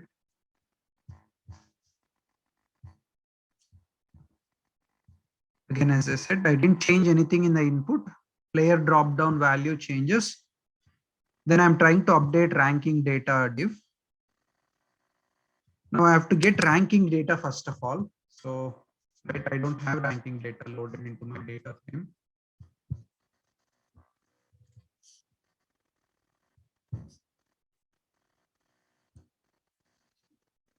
I just happen to know, I already figured out that eighth resource contains ranking data. So I'm just going to read that one.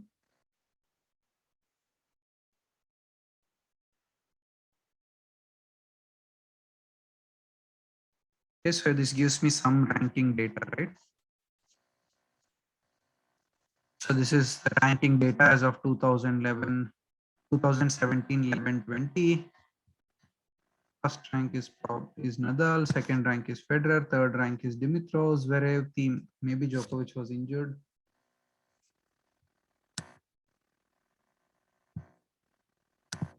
Okay. Descriptor. So each resource has a has one or more descriptors. So let's see if I go.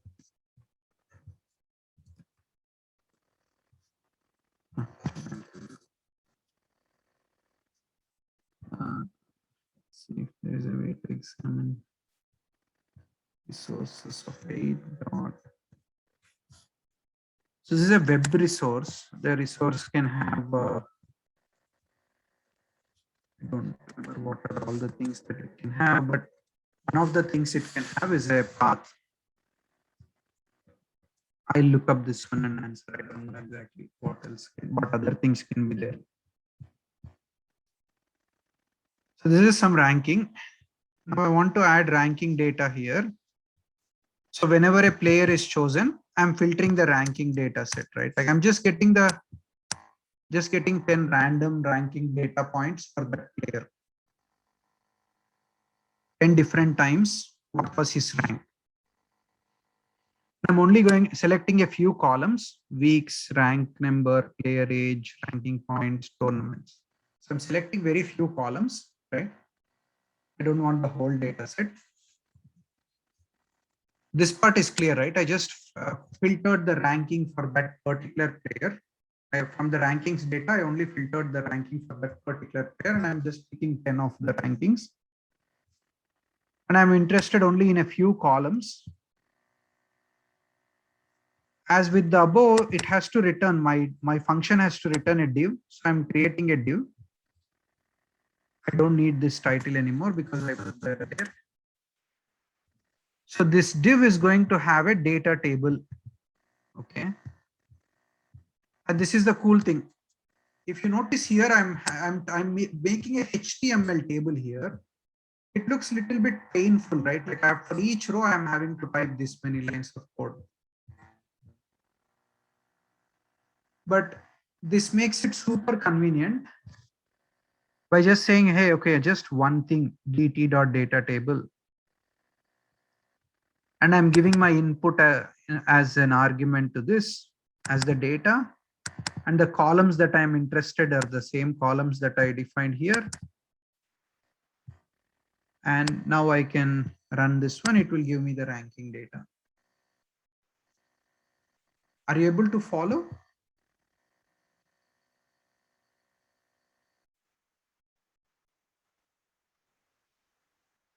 So instead of drawing a HTML table with a loop or with whatever else, I'm able to just use this dash tables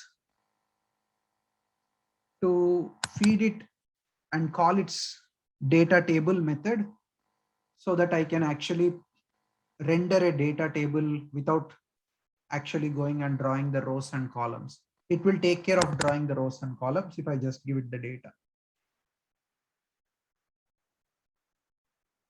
Any questions?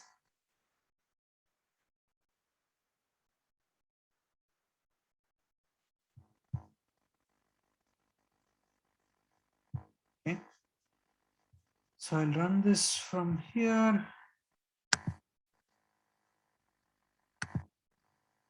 All of the callbacks.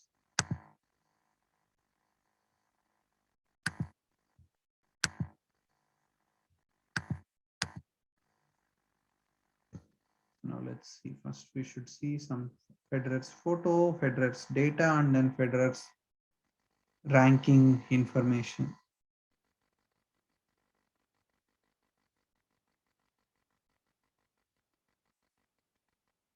It's super slow, so you're able to see some of these things as they happen.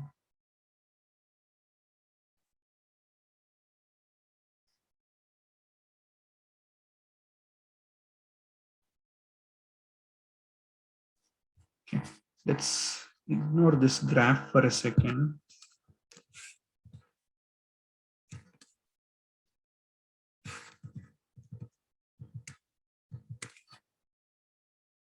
I didn't give it any data. It looks very ugly.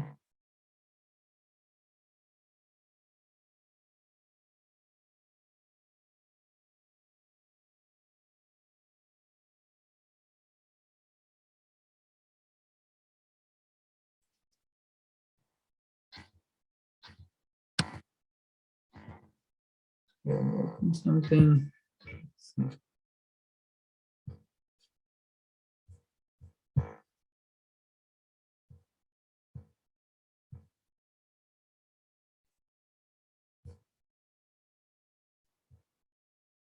A player drop down, player profile, player image, player profile, ranking data. Okay.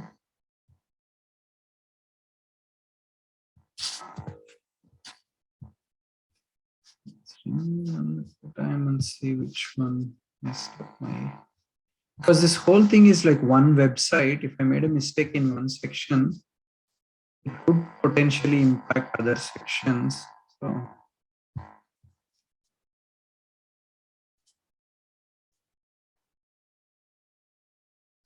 did I import the DT maybe?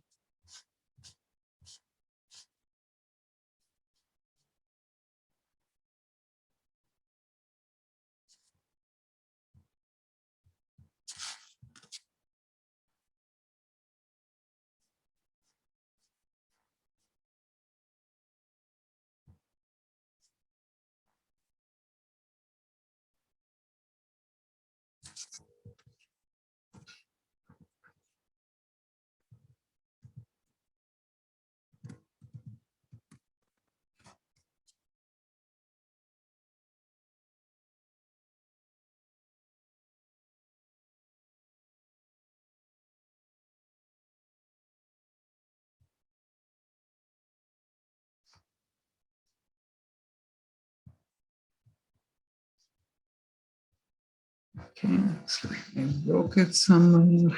Let's see.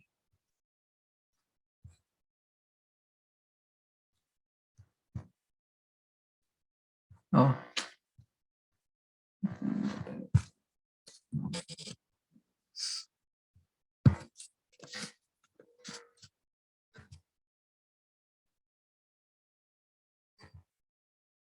Even though I've commented that code, unless I reinitialize the web server, it probably doesn't really do anything. Just because I commented something doesn't mean it went away.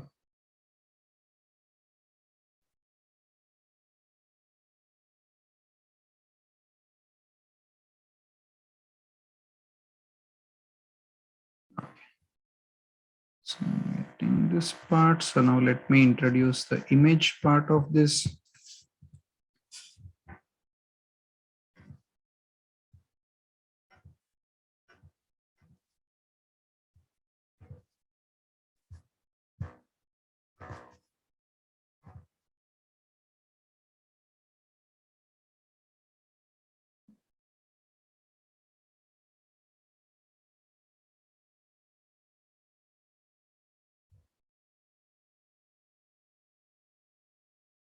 Okay, I got a very tiny image. Hopefully you can see. Then I put this one back.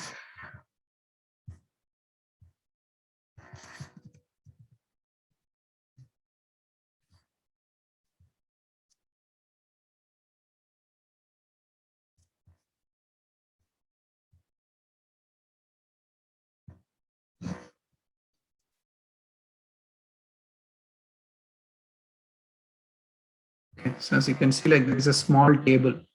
See the difference? Like this looks more, I don't know, maybe nicer to me, but it's up to you guys. You can think of it whether it is nice or not. Say as you interact with this table, you can see it's showing some color, whereas this table looks very plain.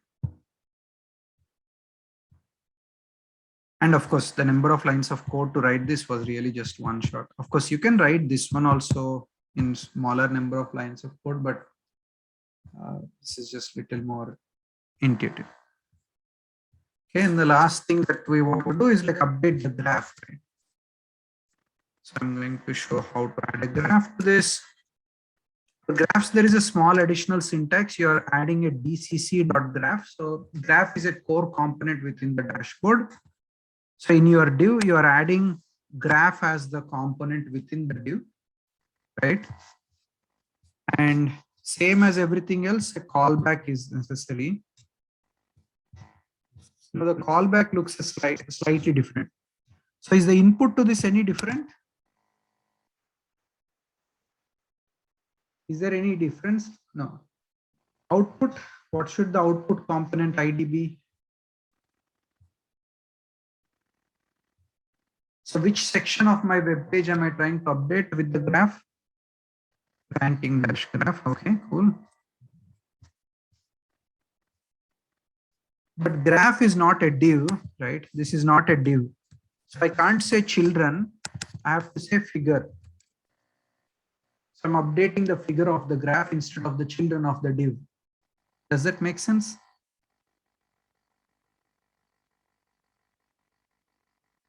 Okay. And nothing much. So I'm going to use Plotly to draw the graph. Instead of matplotlib, I'm using Plotly to draw graphs just because those graphs are more interactive. So what did I do? I filtered the rankings of a player over time. And then I'm sorting that by the week. And I'm plotting this rankings over time, week versus rank. So that's the 4 pieces of my dashboard.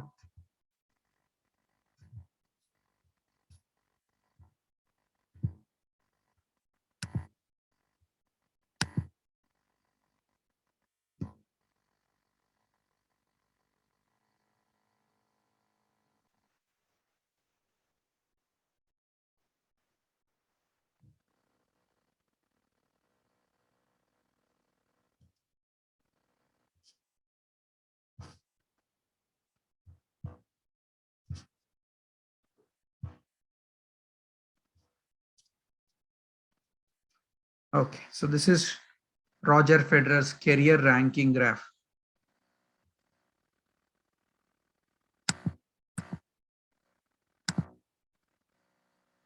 Okay, so he started like somewhere in 700s, 800s when he was very young.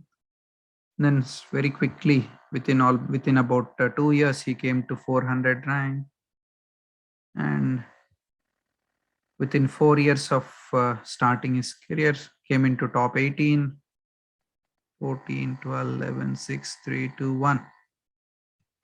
In 7 years of starting playing, he became world number 1, and after that, stayed world number 1 for quite some time.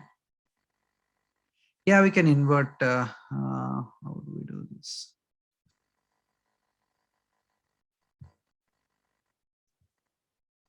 Let's see if there is a easy way to just say invert y-axis.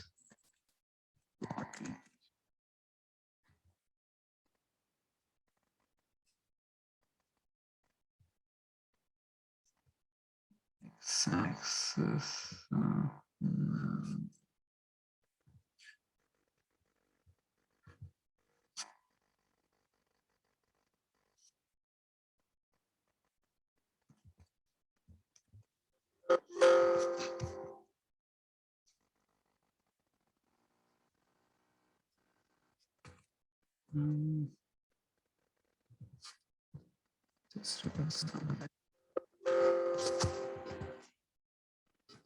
Just one thing. And the first particular one that came up.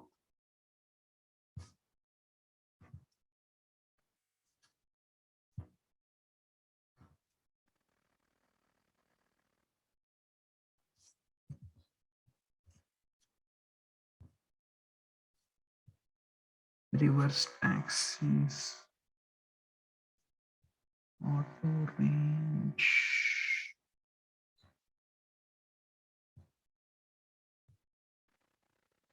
Not sure if this would allow me to do it here, but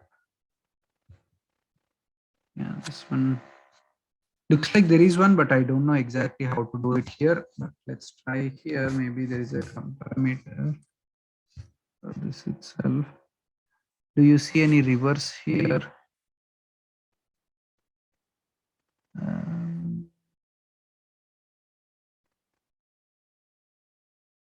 Invert axis orientation.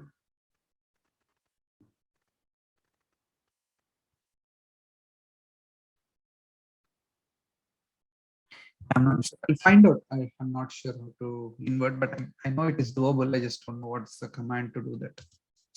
Okay, so now let's say we choose Nadal. As I mentioned, I don't have images for Nadal or anyone else. I only have an image for Federer. So the image went away. It's showing that in the most recent rankings from that year, Nadal was ranked 1, and same as Federer, started and quickly became number 2 and stayed at number 2 for a long time. Became number 1 really, really late in his career compared to Federer. So now we have 4 parts of this website. This is somewhat interactive. You can do a lot more things. This is just a basic version. Any questions on what you saw? Why is my code missing the ranking graph? You probably have to refresh it one more time, Jonathan, if you refresh it. Or it might be taking too long to plot. I don't know which one, but. So the main ideas here is Plotly is helpful, or Dash is helpful to create web pages. In them, you can create interactive dashboards. So that's the, let me summarize. Dash can be used to create interactive web-based dashboards. Dash has a layout attribute which can be used to set the layout of the web page.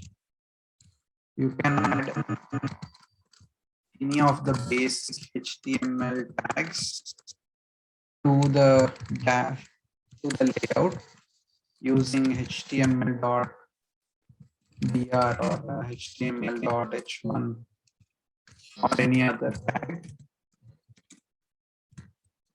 You can add any of the, you can add dash core components to the web page using dcc dot drop down or dcc dot what are the core components might it have graph.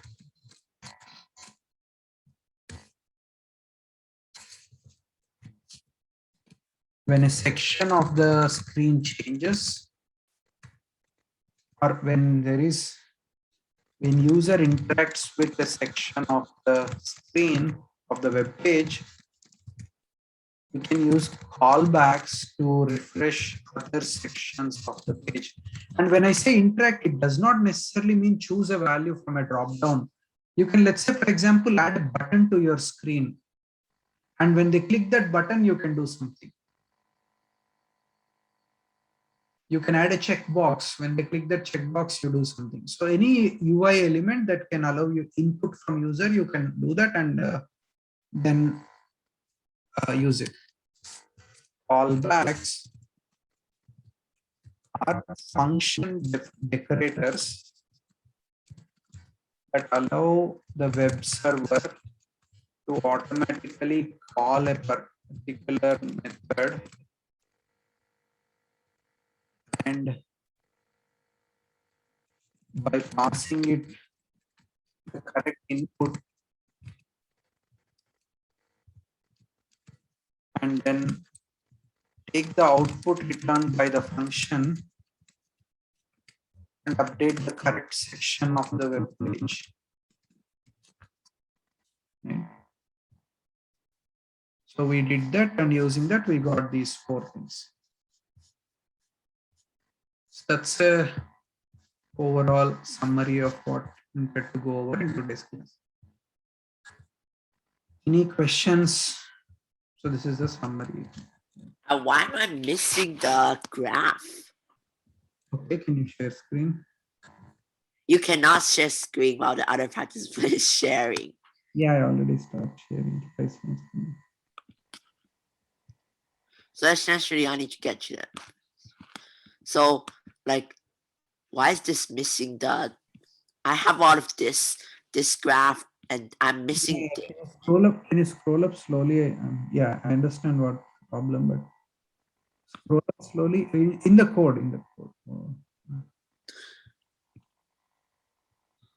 Okay, even more. Okay, so you're starting with, okay, can you scroll down slowly? Okay, so you're starting with a Jupyter dash. Okay, you have ranking graph, ranking data, your first callback returns player image, second one returns player profile, ranking data and returns ranking graph. Oh, you have syntax mistake, Brandon. You are putting this whole at tennis dashboard.callback within the, see, where did you put that one? Yeah, that should be little bit to the left, right? Okay, so I made it to the left. Same thing, everything is wrong basically. After that, everything is wrong in terms of indentation. Even that is wrong. That def also has to be little bit to the left.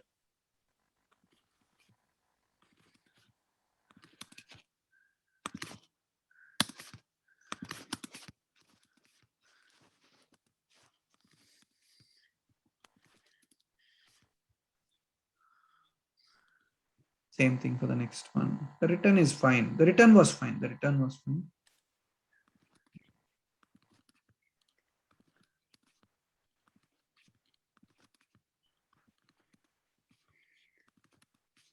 No. Okay. Now try running.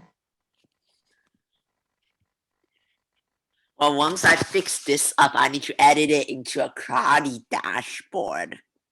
Yeah. First have to find the data, right? And then think about what you want to show.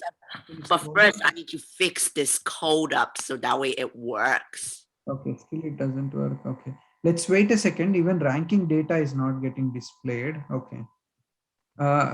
Was that also wrong? Maybe let's slowly scroll up a little bit. What is this part? You're running something else. Okay, scroll up a little bit. Yeah. Okay. Wait, 1 second.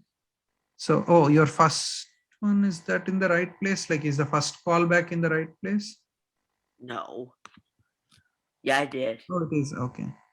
1 second. Let's see. So player, yeah, 1 second. Just, yeah, stay there. 1 second. So tennis dashboard, Federer's data, whatever. Tennis dashboard layout. Okay. Can you scroll down slowly? Use your keyboard, keyboard to scroll rather than mouse. Use the arrow key in the keyboard to scroll down. Okay, cool. Okay, this part looks fine.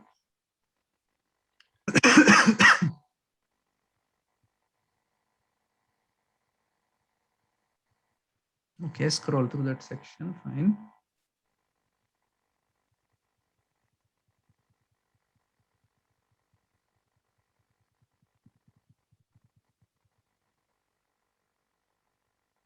Oh, did you copy the part which had rankings data? Did you load that rankings data table? I might need to do that. Yeah. In my code, it's at the bottom, I think, like at the right, all the way at the bottom. Let me find it. Yeah, it's right at the bottom. Yeah, that one. Yeah, just those two. You also add it at the bottom or at the top. It doesn't matter. Add it somewhere and run it before you run this.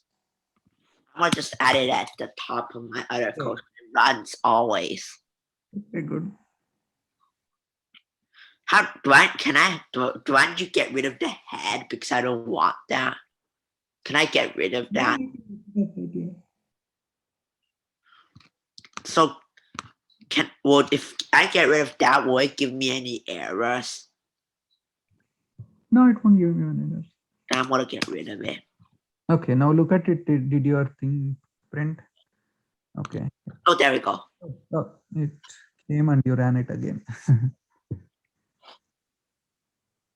Okay. Okay, wait a second.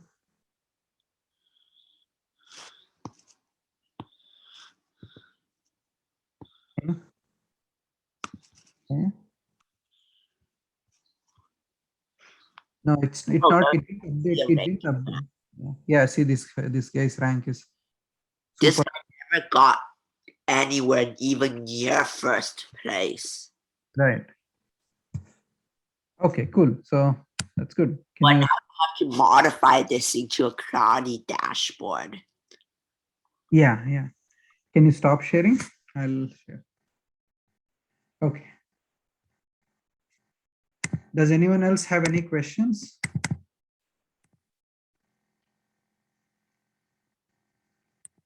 Okay, now as you think about your project ideas, right? So think about it. There are 3 pieces to making a dashboard look nice. Initially, when we started this class, we thought of a lot of things. We drew this part of it, right? We took care of the picture. We took care of the, actually picture also we didn't take care of fully. We took care of this section. We took care of this section. We took care of this section. And we just took care of some graph, not the graph we wanted to plot. Took care of some graph. So I'll even check that box. And some performance, I put ranking. So I took care of these 2 things. I didn't draw a map. I didn't draw any stats, right?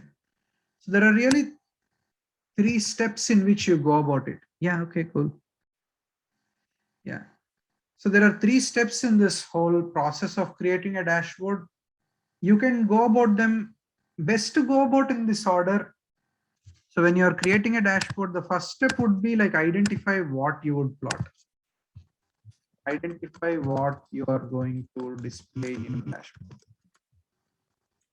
Have a rough layout, whatever you feel, whether it is on paper, whether it is on paint, whether it is a text file, rough layout of what you want to do. Then gather the data that is necessary to get to where you to display what you want. Then finally work on the layout. Callbacks for each section with callback for each section. So if you go in this order, it's a lot simpler. If you you can go maybe like first gather the data and then work on this and then do this, or gather the data and start doing this piece by piece. That's also possible. There is nothing wrong, just maybe a little confusing. And when you are doing it, if you are using dash, you better use this plotly. Syntax is very simple, convenient compared to matplotlib, right? You can do px.line, px.scatter. All you're doing is giving a data frame as input and telling it what the x-axis and y-axis is. So relatively easy syntax. And the other thing that I wanted to share today, I know it's end of time, but I'll just share one more thing. And then whoever hasn't come up with a project idea, actually we'll just quickly go over the project ideas. Because I want to make sure you guys all have an idea, and you'll start on that one soon.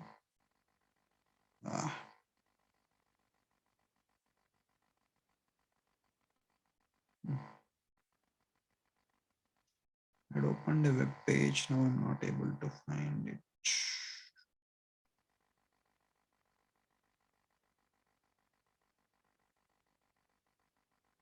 Okay.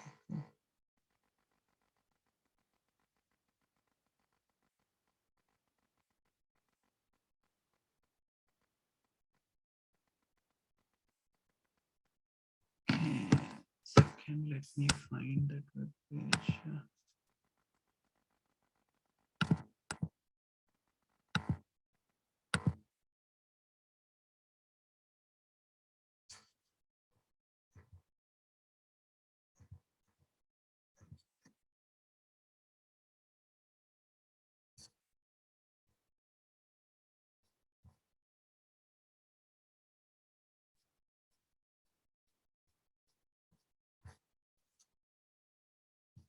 Okay. Can you see my screen? Okay.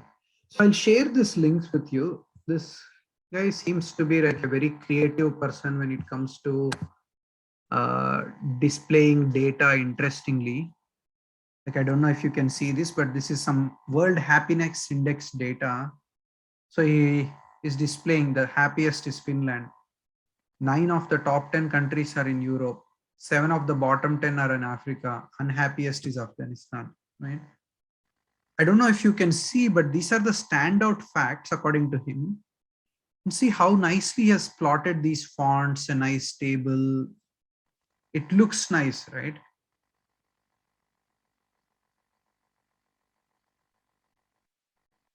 You may feel differently about it. Just something to think about. I'll share this guy's code, and he has code for everything, like how he does this, what he's doing. He's setting text. He uses just all basic things. He hasn't done any fancy stuff. He just uses the basic thing, right font, right size, right text, and things look much nicer. Right? This is something that I wanted to share, and even his graphs look very nice, right? So he has gone and added this box to explain 7 of the bottom 10 are in Africa. Then these things are in Europe. Then see, he has these things, happiest, unhappiest countries. He has flipped them somehow, compared these nicely. And he names these things, see, 2021 score, mean score. Even these labels are all very nicely, nice font. Background is interesting. He has put 3-4 graphs on top of each other. This has a very nice UI style. You guys can take a look at this, his code. He has another one, I think, where let's see if I can easily find out. Not easily, yeah, can't easily find it, but he has another web page where, no, there are other ways. It's one of the easiest ways, I guess.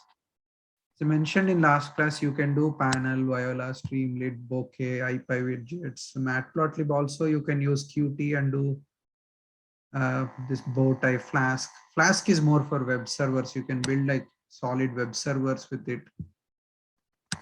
But Dash, because it is from Plotly, you can get lot of nice graphs very easily and also interactivity.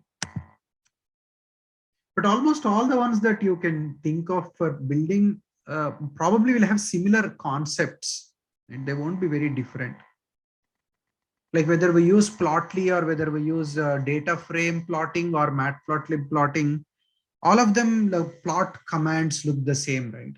You're drawing a bar chart, they look very similar.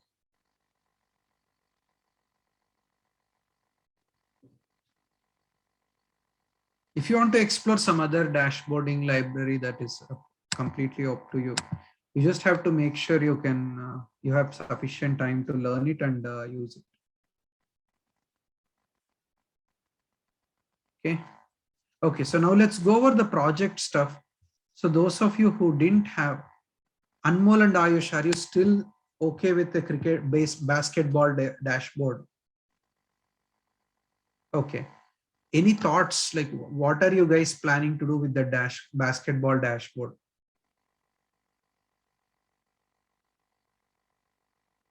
Okay, Anmol, Ayush, any thoughts, anything that you have thought about? Because you only have 1 month left. Yeah, so far we some ideas that we have is like we're gonna have a dashboard where we're gonna have like leading like the player that has like so we have a data set that has averages of from each season for like for players. So we're gonna like find like the player that has the highest average in the major stats like scoring, rebounding, assist. Okay. And then using like what we learned today, like the drop down and stuff, we can use like the different years. Like I think the data set goes from 1996 to the 2020 season.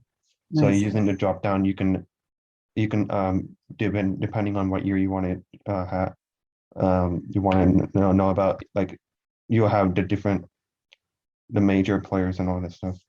Right. If you are doing it for basketball, you might want to think of 2 ways of doing this, right? One, you can do it by team.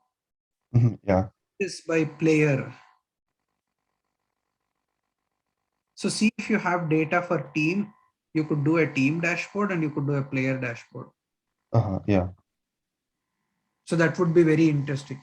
But first try to come up with what you will do, because there are a lot of possibilities. And I think last class I mentioned earlier, basketball has way too much data of amongst sports. Yeah, we won't be able to cover like a whole lot of That's it. why Yeah. think of the interesting ones that you can show, like at least show 1 or 2 graphs, 1 or 2 charts. If you want pie chart, anything else, go through Plotly and see. If you go to Plotly's website, you can see what different charts they have, right?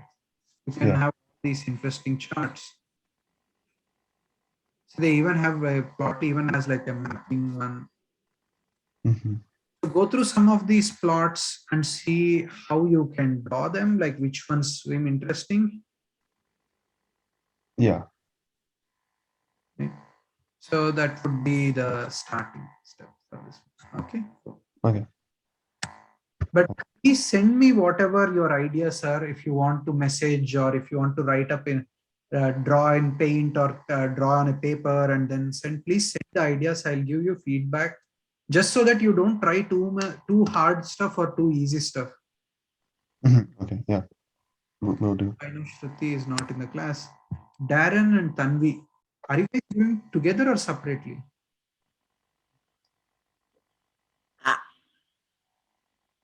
Darren? Separately, okay.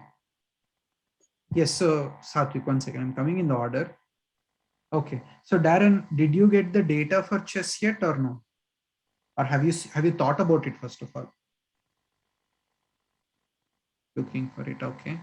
How about Tanvi, have you started?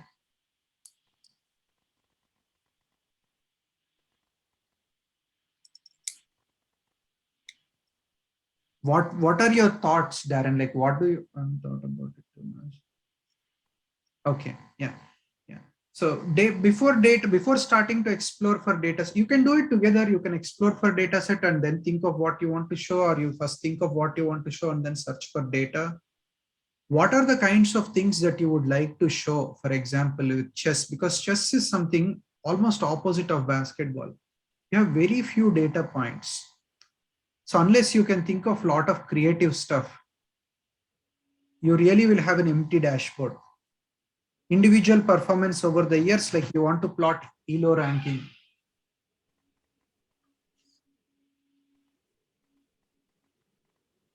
Right.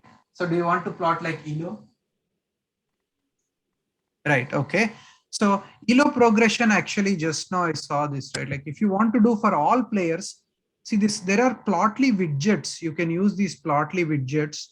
And as you plot on them, it looks like they help you do this, right? If you go to this one, you can create a figure widget and you add scatter, bar, title, right?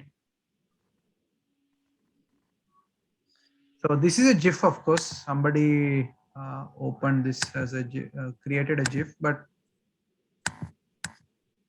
Yeah, but I'm you, gonna do a karate dashboard. It's gonna like say, it's like gonna say the ranking of the player, and it's gonna tell me how many times they've won or lost if it's 1 possible. second, Jonathan. I'll get to you, Jonathan. Let me finish talking to Darren and Tanvi. Yeah, Satvik, if you want to leave, you can leave, Satvik. I'm not forcing you to stay. I'm also spending extra time, same as you guys are spending, and we started the class 10 minutes late. But if you want to leave, feel free to leave.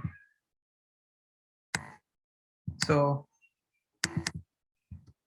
think about, so Darren, like other than ELO progression, think about what else you can do. Like maybe you can try head-to-head record, right? Like for each player, find win-loss ratio each year, yeah. And for each player, you find which year did they, I mean, which players did they play against most, or what is the highest ranked player they played against and lowest ranked player they played against, and see how is the win-loss ratio or head-to-head record against select players.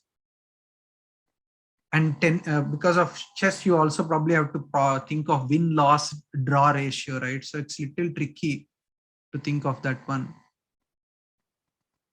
Okay, so Darren and Tanvi, think about it. Please email me before next class so that I know what you're trying, and I'll give you feedback just so that you don't spend too much time or too less time. Okay, so change Satvik's to tennis, not COVID. So Satvik also wants to go to sports. Okay, so no more. Okay.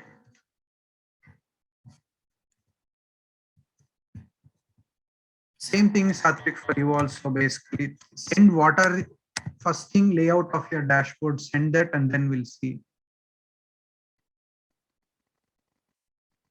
Right. No, yeah, time series is little harder and we didn't really cover time series. Okay. So the next one, Jonathan, you want to do karate dashboard? Yeah, I'm thinking the dashboard will tell me like how good the player is, the typical demographic stuff, and also like if I can find a data set win-loss ratio. I'm considering adding image to there. I'm gonna try the image, but that's not like on my priority list. Sure, yeah. Image is little difficult. Don't worry about it. Just try to do whatever you can start. Okay, so then you are set. Okay, cool. Meda, thought about anything? Bye, thank you. Okay, I'm gonna leave. Bye, thank you. Meda, have you thought? I thought of like, I found this set on Kaggle that was like cities, air quality, and water pollution. I thought I might do something with that. Oh, nice. So someone actually sent me another interesting thing like that, right? Someone sent this to me on a chat. Okay, Sanjukta. Okay.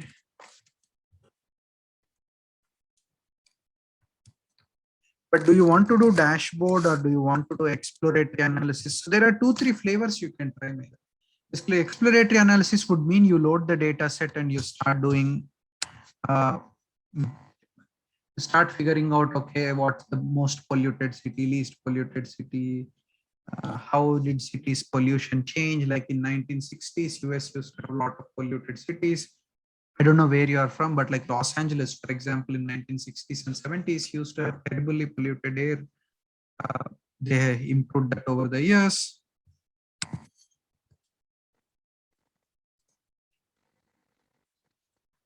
So what are you thinking? Do you want to do exploratory analysis or dashboard? I think I want to do a dashboard, but like I have a question though. Like, since we're using like a Kaggle one, would the code be like around the same as the stuff that we did in class? Yeah, once you get the data set, you can upload the data set in Colab and do the same. Okay.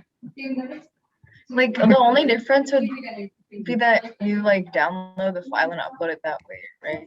Exactly. Yeah. Right. Yeah. And don't try to like, I know in Kaggle, if you find some data set, you will also find the code related to that data set. So try avoiding that one, because if you just directly do whatever someone else has done, you will not really learn much, right? There wouldn't be that much to try after that. So not really a good idea to just use somebody else's code. And if you use somebody else's code, I can also just search and find out. If you tell me what the data set is, I will also search and I'll also immediately find that you probably just followed someone else's code. Look at it for inspiration, but don't exactly do what is done by someone else. Okay. So you are thinking of, can you share which data set are you thinking of? Yeah, I'll put the link in the chat. Yeah. Okay. World cities, air quality and water pollution. Interesting.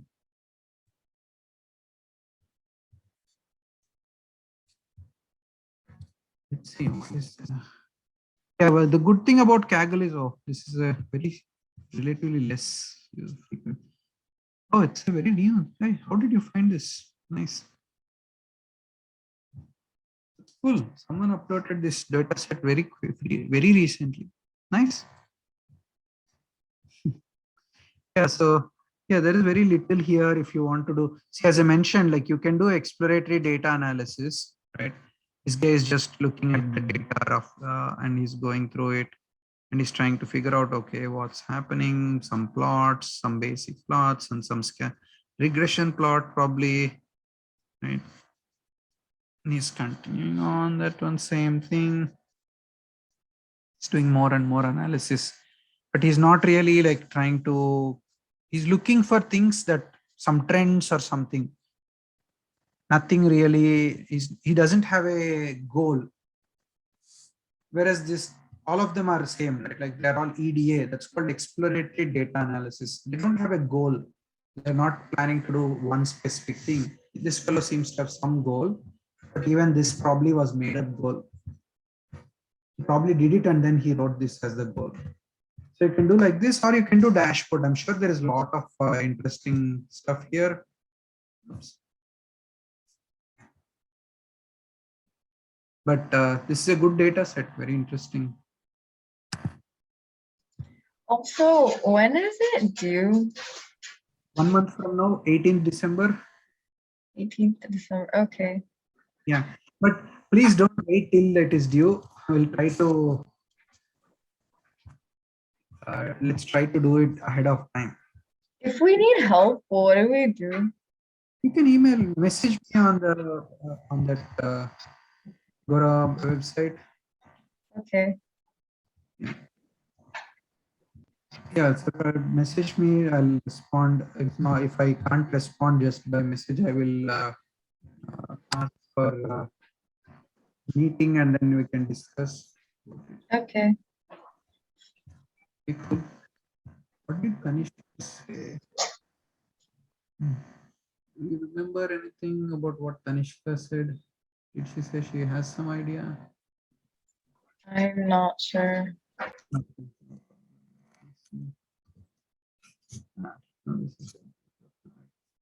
She wanted to switch to sports dashboard. She didn't choose which sport. Okay, so we have 4 people who haven't chosen yet. Okay, I'll message them separately. So no homework this week, just because you guys you still, most of you haven't submitted last week's homework. So you can submit this week homework, and you can submit that this week and start working on the project. Okay, cool. Okay, thank you.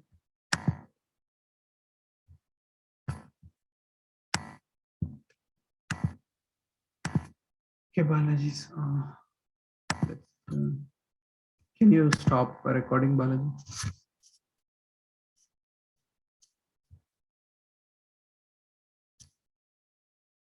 Don't forget to subscribe and like. If you have any questions, you can email info@agoramastercode.org or comment below and we'll reply back. Maybe. And if you want to see practice things or anything about us, you can visit our website, which is basically the end of the email but without the info and the end. So bye!